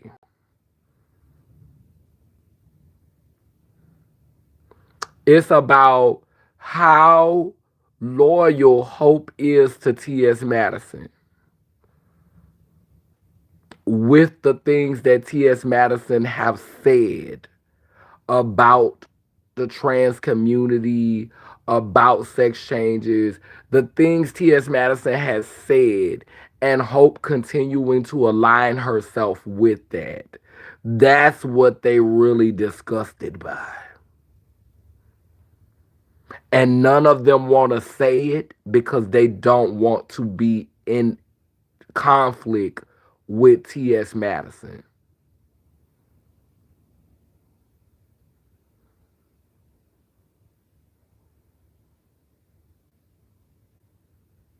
None of them want to name it.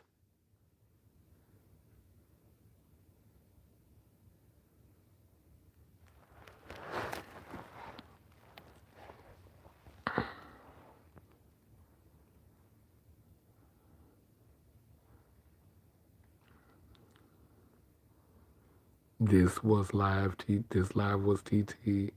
She had Monique on her podcast. I know. I saw that.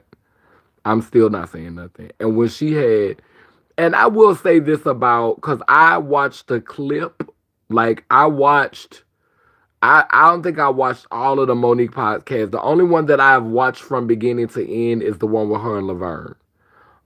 I do think I watched the one with her and Monique from beginning to end. And Monique just, I don't know, like she plucked me with this whole bonnet thing. Like, if she could change the world, she wouldn't be telling people to wear bonnet. Like, should black people stop wearing bonnets and stuff. It's giving me, like, I expect more from you, Monique. Like, stop policing how melanated people dress. Stop trying to get us to get out here and peacock and be show ponies up on this hill plantation. Let people show up how they feel they want to show up. Even fucking church say come as you are. Stop worrying about how I'm showing up. Worry about you. Who the fuck we tap dancing for? That's all. That's my biggest thing with Monique. There were other things that I could talk about from the show, but that was the biggest thing. Girl, Monique, oof. Girl, I love you down, but oof. Girl, stop. Um, but the clip that I saw with Miss Baby, who was That's So Raven, who dating a white Jewish girl, it give me very much like that's her handler. Give me very much like humiliation ritual tease. Mm. Yeah, that was that. I saw the podcast with her and Lunel pop up, and I like Lunel, but I already know what tone that was gonna be, cause Lunel can say some Charleston White type shit. Like Lunel can give you Auntie Ruckus tease, and her and T.S. Madison sitting together. I already knew what we was in for. So I don't even gotta watch that to know what it's about to be. As much as Lunel is pro black, she can also give you some Auntie Ruckus teas. Like it's a web. She weaves it. That black people, black love, but it also give you some Auntie Ruckus. Where my plate at? Where my pork chop? Where my rib? You got my, I ain't sharing my cornbread. It could give you a little bit of that tease. And so her and T.S. Madison feeding off of each other, I ain't need to look in that mirror. I didn't need to go in that portal. I'm okay. I'm okay. I was okay on that. I was okay on that. I just I like Lunel.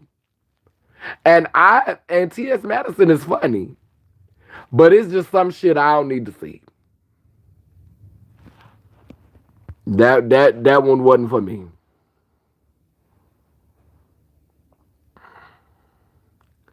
She don't like bonnets. She don't like bonnets, but she gaslighting and resources guilting her son and holding and her son for and but she gaslighting and resource guilting her son for holding her accountable. If she only looked at the images of the European Black Moors, classical musicians, all of them in bonnets. Come on now. T.S. Ruckus to Sis Ruckus.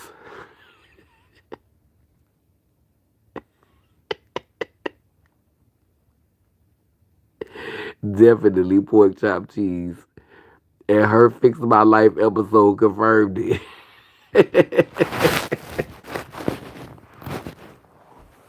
Yeah, I didn't need to see that. I definitely didn't need to see that. I was tempted to watch it, but I was like, girl, why is you about to go down this portal, girl? You do not. It's some mirrors that you do not need to look in, girl. Don't you go down that rabbit hole. Don't you go down that rabbit hole. Leave that shit alone. Oh, thank you, Erin. I love you. Thank you so much. Child, all the moderators was on here today. But yeah, I was like, I do not. I was like, I do not need to go down that orb. I was like, I do not need to go down that portal. I do not need to see any of that. I'm good on that collaboration. But, and so as I'm getting ready to draw to a close, I want people to understand that my process for making content and my process for speaking on things has never been about tearing T.S. Madison down. It's never been about tearing Hope down. It's never been about tearing any of these girls down. It's been about playing the whole tape. And I welcome anybody who has critique for me or anything to say about me. I welcome it. My intuitive counselor, who is teaching me right now and helping me right now and healing me right now, shout out to Aurora. I've had difficult conversations with her, difficult sessions with her. She has been following my content for 10 years, so she knows me and can speak to who I am. And we have been having counseling sessions since before my cousin died. And the way that that young lady, that beautiful young lady, reached out to me and sold into me, gave me $250 for to take my white son, my Caucasian son, to do something nice for him on his birthday.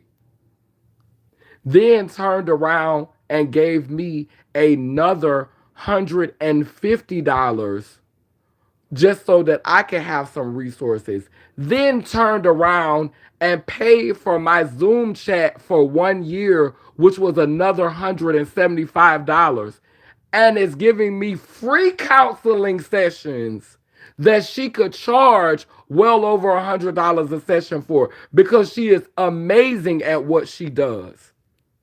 You can see my growth. You can see my growth.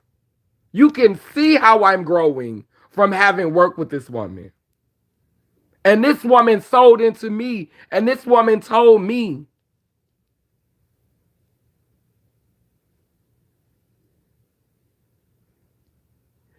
she said, you have given so much. You have poured so much. She said the universe demands reciprocity. And she said, I handle you carefully and I handle you thoughtfully because even in all the pain that you've had, you still showed up. But I know that if I let you down, you're not going to trust people. And so this woman has talked to me. This woman has told me some harsh things about myself. This woman has made me look in the mirror and I've seen some things that I did not want to look at. But I say this it's been times where I've wanted to give up secretly. It's been times where I wanted to say, girl,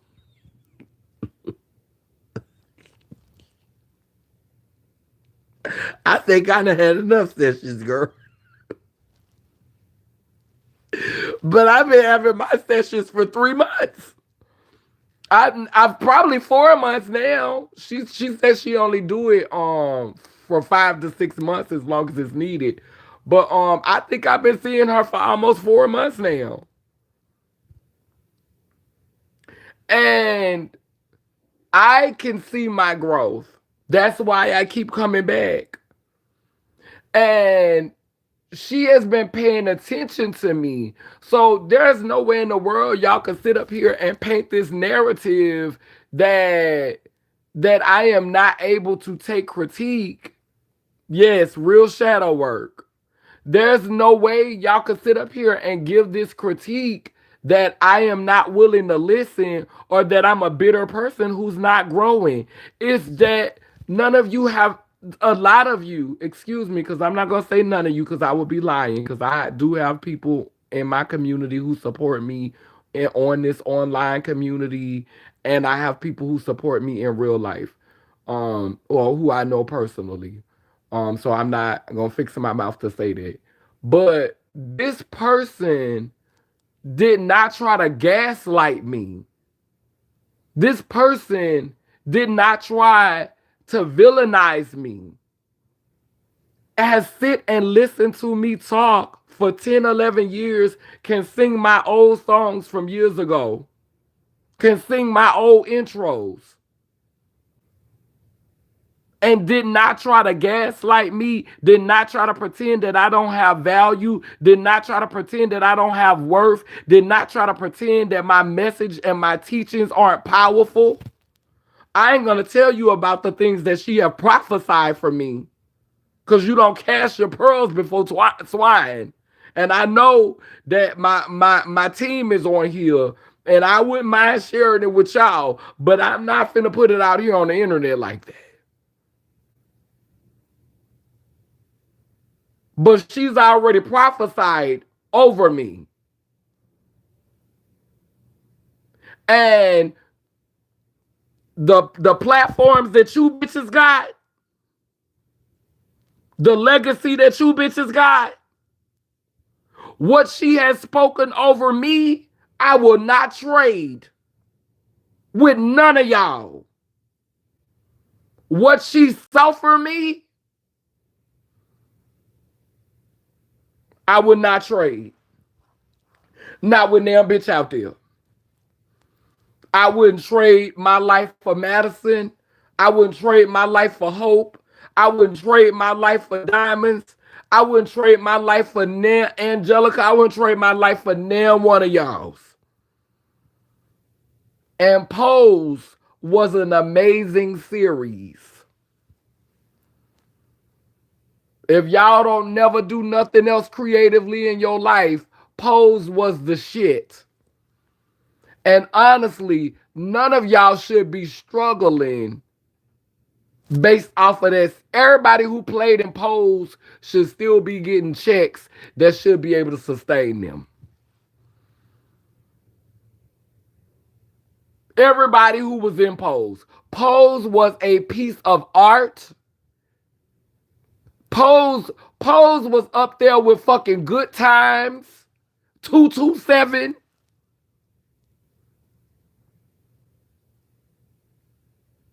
Pose is a motherfucking, Pose was Family Matters for the LGBT community.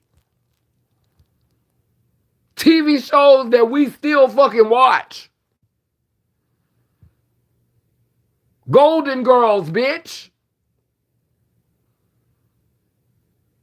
Ain't no way in the world bitch that started Pose should be struggling. That's how you know that the machine is diabolical. Cause Pose is still airing on networks and Pose is still doing numbers. Children, queer children, LGBT children gonna be watching that they're gonna be watching that as they're growing up. LGBT children gonna continue to watch that. And guess what? Trans people might be 1% of the population, but non-binary people about to be a motherfucker. That's why the trans community shouldn't have been trying to gatekeep non-binary up out. And all of them gonna be watching Pose.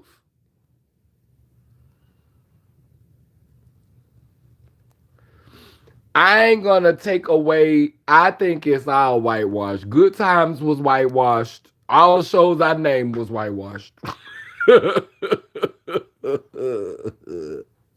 It's kind of hard to escape whitewashing. Daughter, we can't escape the whitewashing in white supremacy. we can't we can't escape it.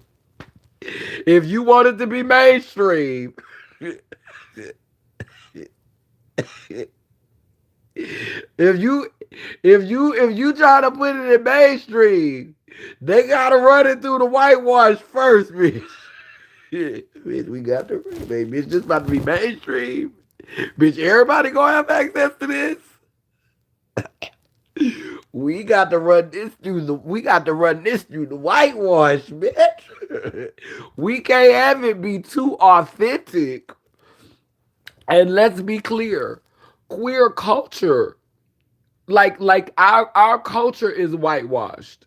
Like like in pageantry, we emulate white women. In ballroom, we emulate white women with black bodies. Eric said a little cap of beat, a little cap of bleach.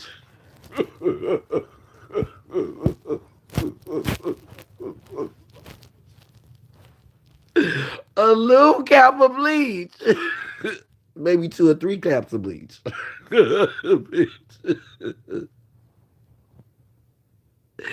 Maybe two or three caps of bleach. Lame stream, okay? Let's steal nigga culture and sell it by falsifying history and making it blanquamento, which is something to do with white, huh?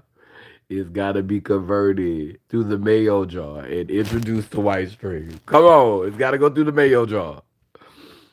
Yes, honey. Yes, honey. And four, three bags dead. Ooh, we baby. So we know. It's like literally we knew good times was whitewashed when bitch they was living in the projects, but you never saw a roach. Girl, every other episode they should have been complaining about roaches. Bitch, that's how we knew good times was whitewashed. We didn't need uh Thelma wait, we didn't need what the mama name was. We didn't need Florida to stand in front of that picture of white Jesus and get upset or always be like what I hated about stories like that was they had an opportunity to hit licks and it was they could have hit licks off of people that deserved to be fucked over and they'll be like, this is not what Jesus would want in the Lord and we don't want to be bitch fuck them people. I hated that in 227. Mary, that's not right. You should. Who the fuck determines what's right? People who clearly deserve, people who playing in your face, people who ain't shit, don't want to be shit.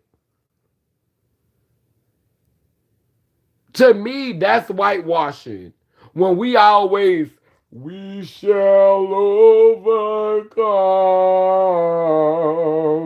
Or one day I'm going to get my blessing. One day it's going to be my turn.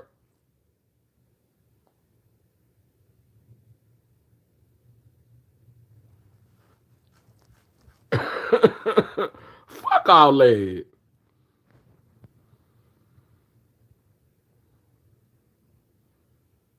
That's why we have to create our own streaming and entertainment mediums. I ain't gonna lie. No roach was casted on the show. Make it make sense. While simultaneously using the slang black bodies as human shields as a way to bulldoze the undesirable whites back to their supreme status whilst crushing the living Negro children. You better say that. You better say that. While simultaneously using the slain black bodies as human shields as a way to bulldoze the desirable whites back to their supremacist status while crushing the living Negro children. And we do shrink under that. Like I said earlier, you save you say you In order for 8 black people to win, 8,000 black people have to lose. Because every time we elevate a narrative that supports white supremacy, that aligns with patriarchy,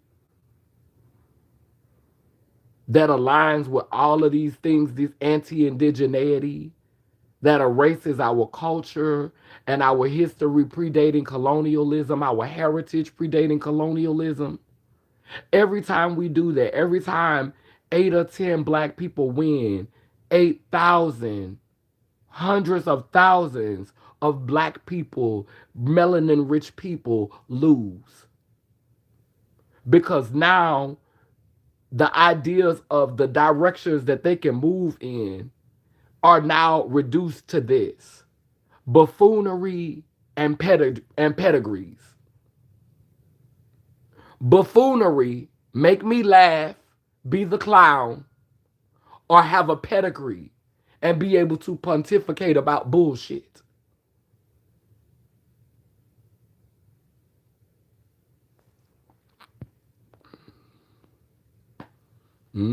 Make it make sense.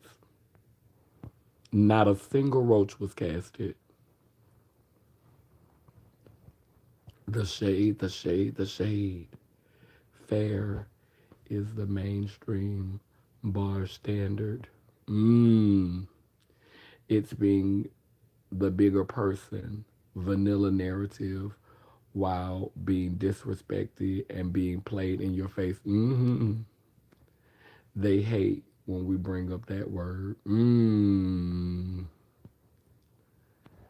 Not not the roach casted. I'm dying. More like 800,000. Ashe, Ashe, LBR. Yeah. So many of us lose. Like they say, we hate to see them win. No, bitch, we hate to see how you winning. Cause you so hungry to win. And this machine love exploiting youth. It goes for the desperate to fit in, and it goes for the youth. It goes for black people who are desperate to sit at the table, desperate to be accepted, desperate for validation, desperate for the opportunity to have wealth and say, look at me. I've done, I got, look what I am. I'm better than you. I'm more than you. I'm doing this. I'm doing that. It goes for those type of Negroes, and it goes for the young ones. Because the young ones don't know who they is yet. So you could make them think that this is the standard and this is how it's supposed to be. And if I'm being real, T.S. Madison was not young. She was just desperate for a seat at the table. She wanted it. It's why she woke up in the morning. And Hope is young.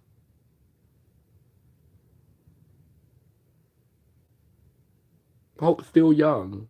But they represent the type of black people, the type of Negro people that this system continues to exploit. And every time two bitches like them win,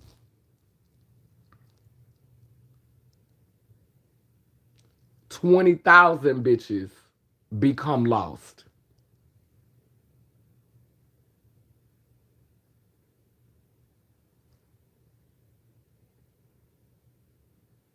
20,000 bitches lose the plot. So I'm not mad that you're winning. I'm mad at the impact. I'm bothered by the impact of what it looks like for us as a collective. Because now, if I want to win, because winning is subjective, now if I want to win, I got to step my pussy up.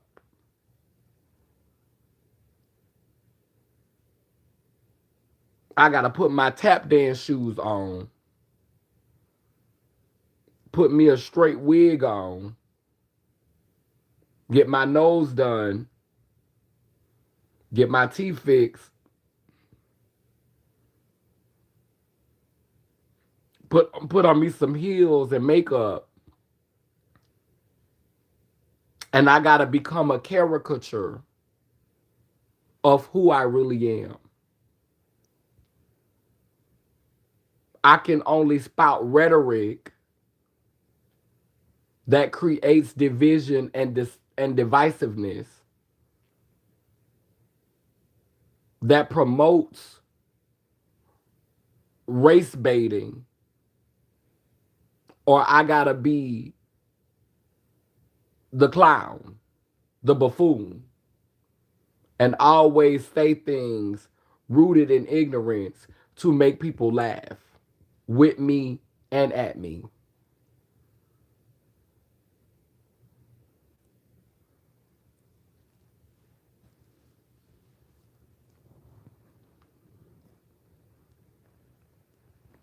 Desperate and green. They love reducing authenticity and sovereignty. Them pedigrees ain't nothing but a Khazarian depth trick bag for step and fetch. It's to repeat the Nazi propaganda, their false history, and spell casting a demonic reality into existence.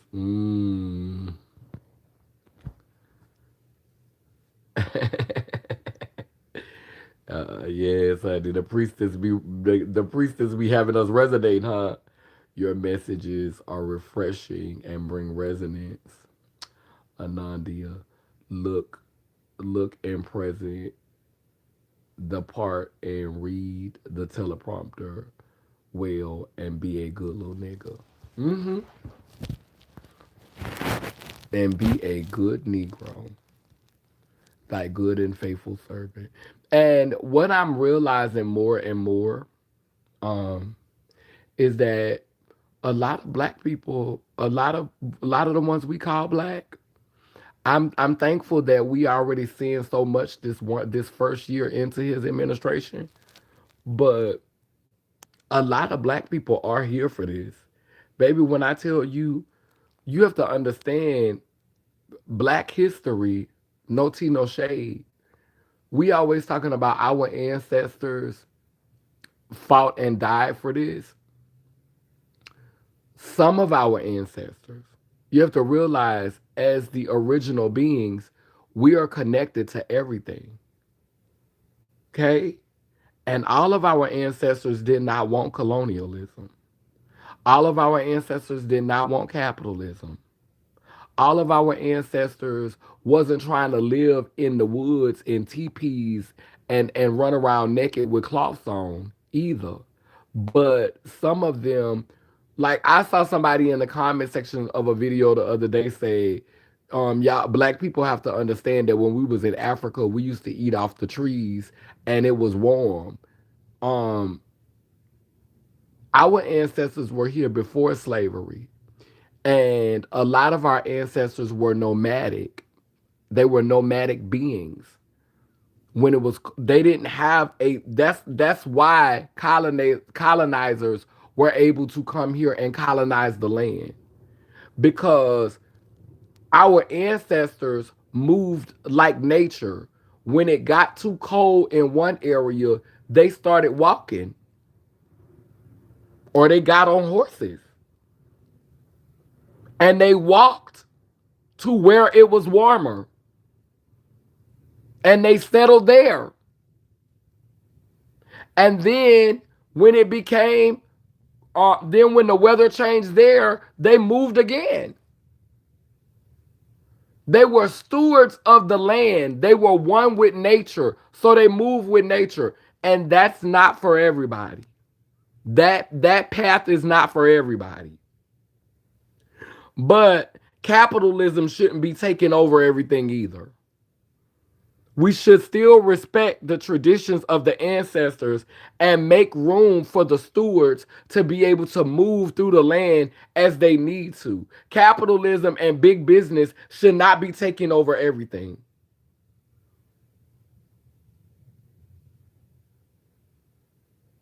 People should still be able to live humbly and not feel a threat for their safety or a threat for their survival because they don't want to be ambitious and reach for the top.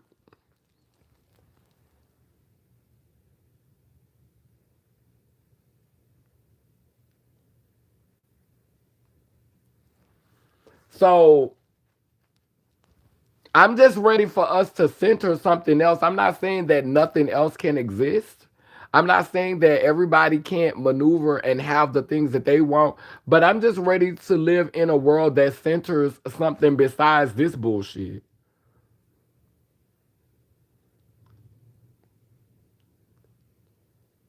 I really am. I'm ready to live in a world that centers something besides this bullshit because I'm just exhausted with it, and I'm hoping that I'm trying to watch to see is the breakdown gonna happen.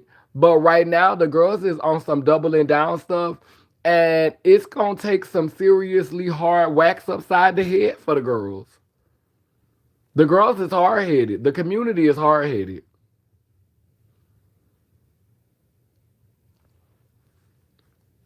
It's gonna have to be some examples made, and that's all I'm gonna say. The mother, father, the God, goddess, the ancestors who moved because every time this world was destroyed by water. Every time people was taken, they was claimed by water. And I've been praying to the water and I talk to the water all the time. We just did a ritual the other day talking to the water. And I'm telling you that water is stirring. And it's gonna have to be some examples made. And I hate to say it because the children keep doubling down.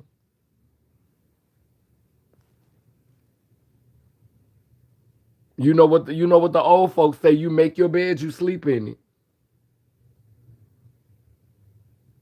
So it might have to be some examples made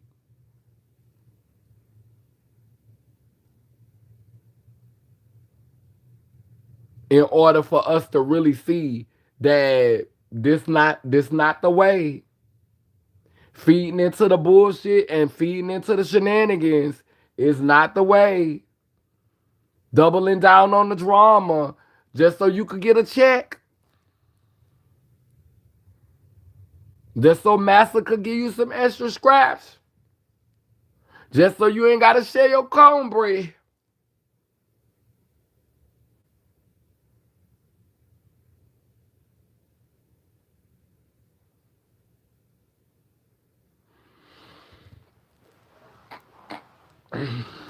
Yeah, that's pretty much all I got. I'm gonna go ahead and close us out with a little prayer to reground us.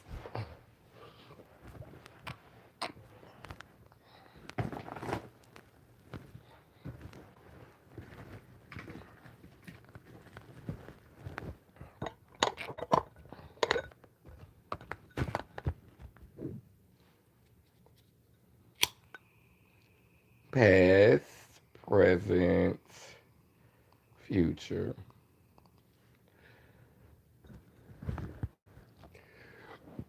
If you have begun your awakening and your present, you feel that something big is about to happen. You feel it in your bones. People who are insulating themselves, they always think that they'll be protected. But in the Bible, in the Bible that a lot of you children read, when the Israelites were being freed, he came for the babies of the nobles and the Pharaoh, he came. I want you to understand the symbolism in that. He came for their prized possession. He came for the things they valued most. Because at that time, a son was their most prized possession. A noble during that time period, having a male son, having a male child that identified as a son, that was your prized possession. That was your legacy. That was your hopes and dreams. The God of their understanding, they was trying to set the Israelites up, who was the ones who were struggling, who was the slave class, and it backfired, and all of the elite were the ones that lost. Pharaoh lost his army. The elites lost their firstborn son.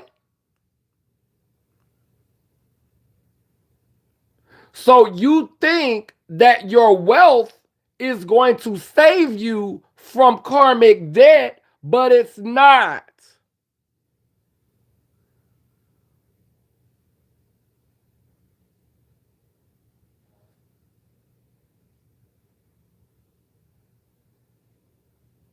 Your house is not off limits.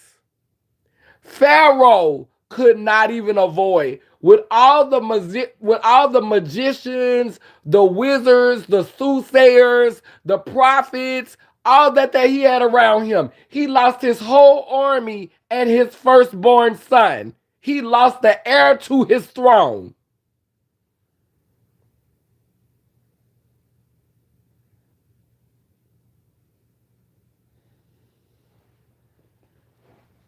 So wealth is not going to save you, even according to your Bible.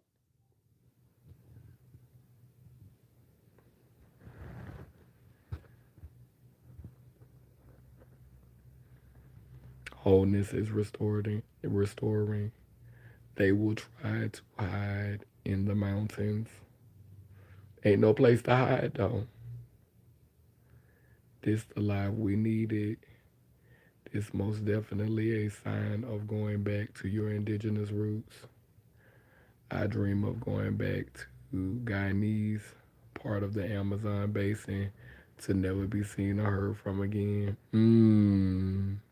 Karmic retribution is going to be paid. I'm ready to be in a decolonized, sovereign, fantasy orientated universe. That's true, mother, but also look at all of the world fair. Those were building castles, cities, pyramids, towns. They toured after the 500 years of war against us. Because all of that shit was here. Like, we was living good before they got here. Mm-hmm. Reach out to the infinite cosmos. Yeah, we was building all that. Like, they try to paint this picture like we didn't have civilization before the colonizer came. And that's how I feel some days. Like, I said I was gonna spend about 2 more years in this matrix, being a part of this shit. Um, God got us forbid that my mama pass. God got us forbid that my mama pass. Cause bitch, y'all gonna see. I've been holding some shit in. I ain't gonna give a fuck. Like, a lot of the peace that I have, and a lot of the ways that I move is out of respect for her. Even though me and her get into it all the time. But me and her have a telepathic bond. My trans mother and my biological mother. A lot of the things that I do, is out of respect for them.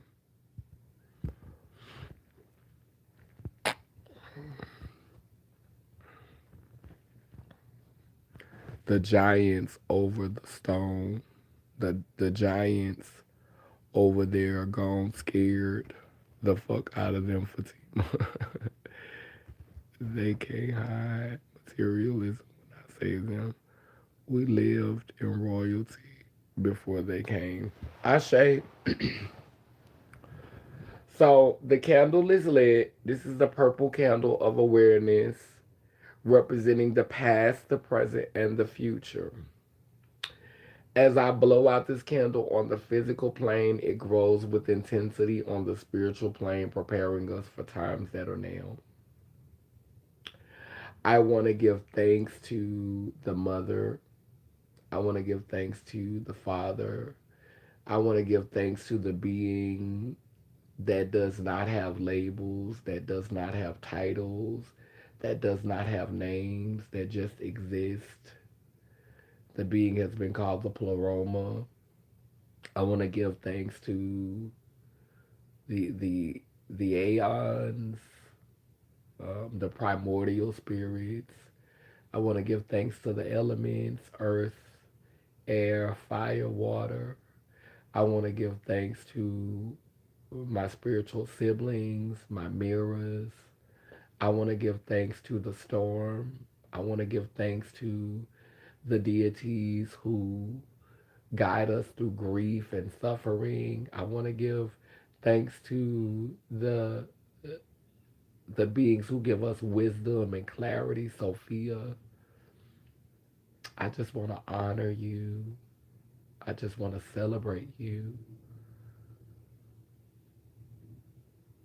I want to acknowledge you in every cell of my body and in every cell of everybody who listens to this live with an open heart, with compassion, from a place of understanding and a space of desiring to evolve. I want you to activate their DNA. I want you to activate the secrets in their cells. I want you to activate their third eye. I want you to activate their spiritual gifts. I want you to activate our spiritual gifts. And I want us to be responsible and thoughtful with these gifts. I want us to walk in the power and the purpose of those who are living from a space of activated consciousness, from a space where every cell in our body is present, alive, active, and conscious, and working together within us to create an active universe of wholeness. And when we connect with each other, I pray for a synergy that is organic and world shifting and portal opening, and that anything that stands against us holding on to the past, not willing to let go, not willing to let go, but only here to cause more pain and suffering, more trauma, to pile on more and more unprocessed grief. I pray that you disintegrate it, that you disintegrate that spirit, that you cast it back into the sea of nothingness from whence it came, so that we can see a world where we can fly without airplanes, where we could communicate with people on different sides of the planet without cell phones, where we could swim deep into the water without oxygen masks, where we could eat from trees and eat from rivers that are not polluted, where the frequency is concern, passion, empathy, thoughtfulness, grace, patience,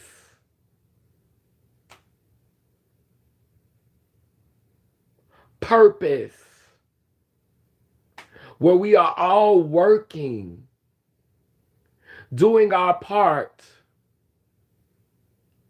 letting our gifts lead us, one with nature,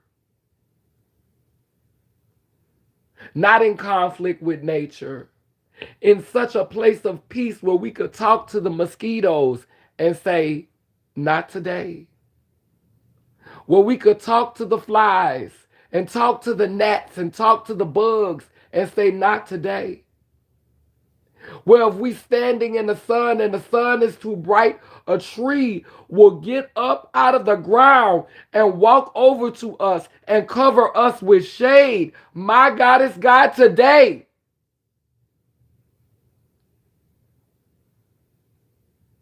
Well, when we hungry, food will appear. Sustenance will appear.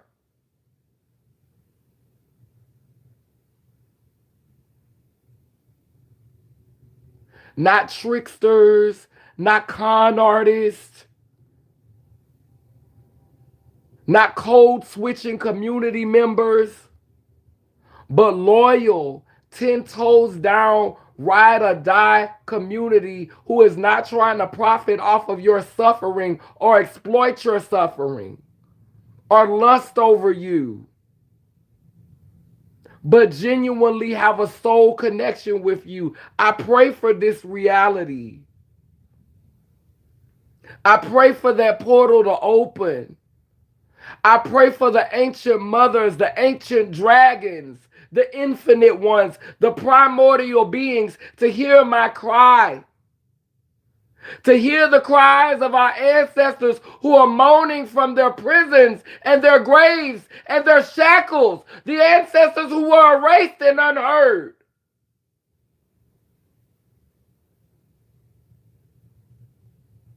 Reciprocity.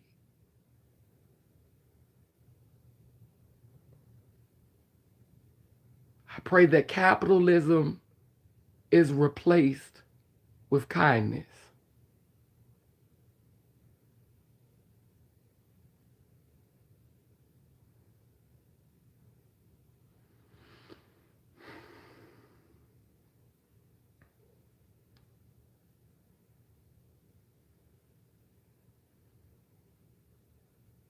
Pain is replaced with peace.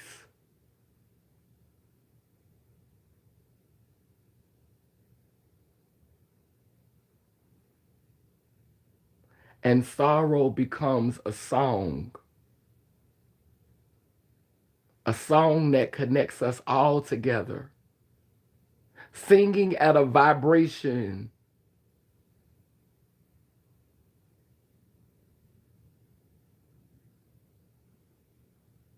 that will paralyze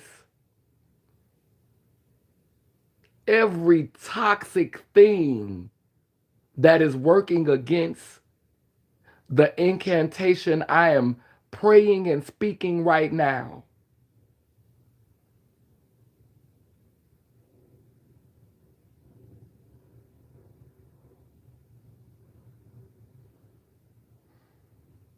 All these blessings we ask in the name of all those you have sent to make this world a better place, to make this world a more welcoming place, to teach and guide us and hold us and create space for us, to elevate us and expand us,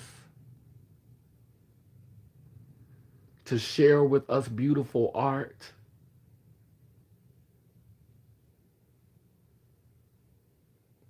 Thank you, Mother. Thank you, Father. Thank you, sibling. Thank you, ancestor. Thank you, beings without names.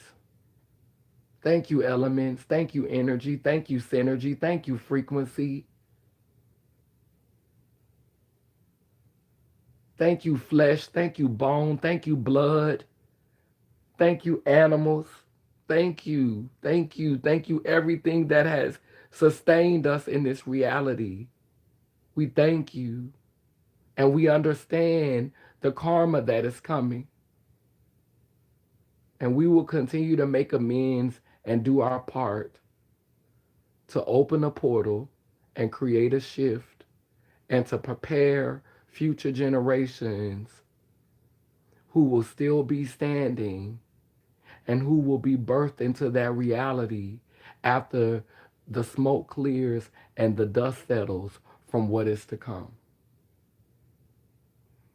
A man, a woman, Ashe, so it is. Lelem leler.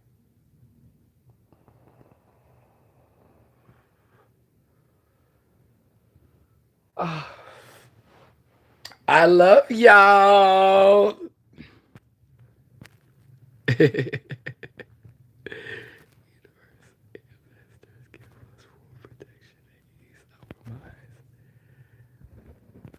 Nine nine nine. Thank you, mother. Thank you, child. Thank you, Amanda. Thank you, 100% pure love. Thank you, Aaron. Oh, Anandia. Be compensated. To conclude is what them girls refuse to recognize, but feel their material world has crumbled beyond recognition, and the vices they are afforded their male ego superficially will no longer. Okay, y'all better be praying simultaneously. Come on, Oracle, Goddess, Priestess, Warrior, Queen. Come on, Purple Prayer. Thank you, infinite love and gratitude. Purple hearts, candles. I love y'all. Okay, and thank you. As I get ready to get off this live, I want to say thanks again for the super chats. I did not expect those, but thank you again for the super chats. When I first got on the live, the number had jumped up to 37, so I know a lot of people had clicked on the live and then left the live because they want to come back and watch it. But yeah, the highest number doing the live was like 37, child. And I did the video without using like images and putting their names in the title because I wanted it to be an expanded conversation. We needed this live. I'm probably not gonna do another live video until November. Um, because I want to wait to trans remembrance. So I unless it's an emergency, I'm definitely not gonna be doing a live in October. Um, yeah, but like if it's an emergency, I might. But thank you all for who sent the super chats. I appreciate that so much. That was truly a blessing that I wasn't expecting. That goes to show you when you do things from your heart, things work out. Yes, this live was powerful. Yes, it was. It was. I enjoyed y'all, and we don't have to have our purple meeting. We could wait now to have our purple meeting Sunday. So Purple Prodigy, just go ahead and schedule the next Purple Thought session for Sunday because I feel like we kind of had it today. So yeah, we'll just go back to the regular schedule session and have it Sunday at Sunday at what 2 o'clock Central? No, we'll do it 3 o'clock. We'll do it 3 o'clock Central. So that'll be 4 o'clock. What Eastern time? Yeah, 3 o'clock Central, 4 o'clock Eastern time. So Fatima, if you want to be there, um, like we could do it between 3 and 4. So let's get a census about what time. Like if we want to do it at 3 Central, which is 4 o'clock Eastern time, or if we want to do it at 2 Central, which is 3 o'clock Eastern time. So yeah, so just let me know. Okay, and let's just talk about that in the Laylim Layler Gmail account. Um yeah. So anyway, I love y'all, and I will talk to y'all soon. This is an amazing live. It was so therapeutic for me. I can't tell y'all how much I needed this. I needed this. I needed this live myself. Just to process everything, I feel so much better now having like processed all of this. So thank y'all for processing with me. Sometimes we need it, and we needed it today. I could not deny what the spirit was saying and what the spirit wanted to do. So I hope. People understand the intentions behind this. Good for all and harm to none. It's nothing wrong with disagreeing. It's how you disagree, and it's narcissistic not to be able to hear people disagree with you, you know. Amen and woman. And if you choose to double down on it and just to focus on the negative, that's something you need to work out with your therapist or the God of your understanding, not with me. I love y'all. Y'all have a good evening. Thank you to my purple team. Y'all was in here deep today. The purple priestess, Fatima, the purple prodigy, Ananda, the purple goddess, S Child, the warrior queen was in here. 100% pure love. Aaron was in here, airing it out. Baby, the purple nation was deep. When I say I love y'all, I mean it. Lila Nation. Purple ones. Rise.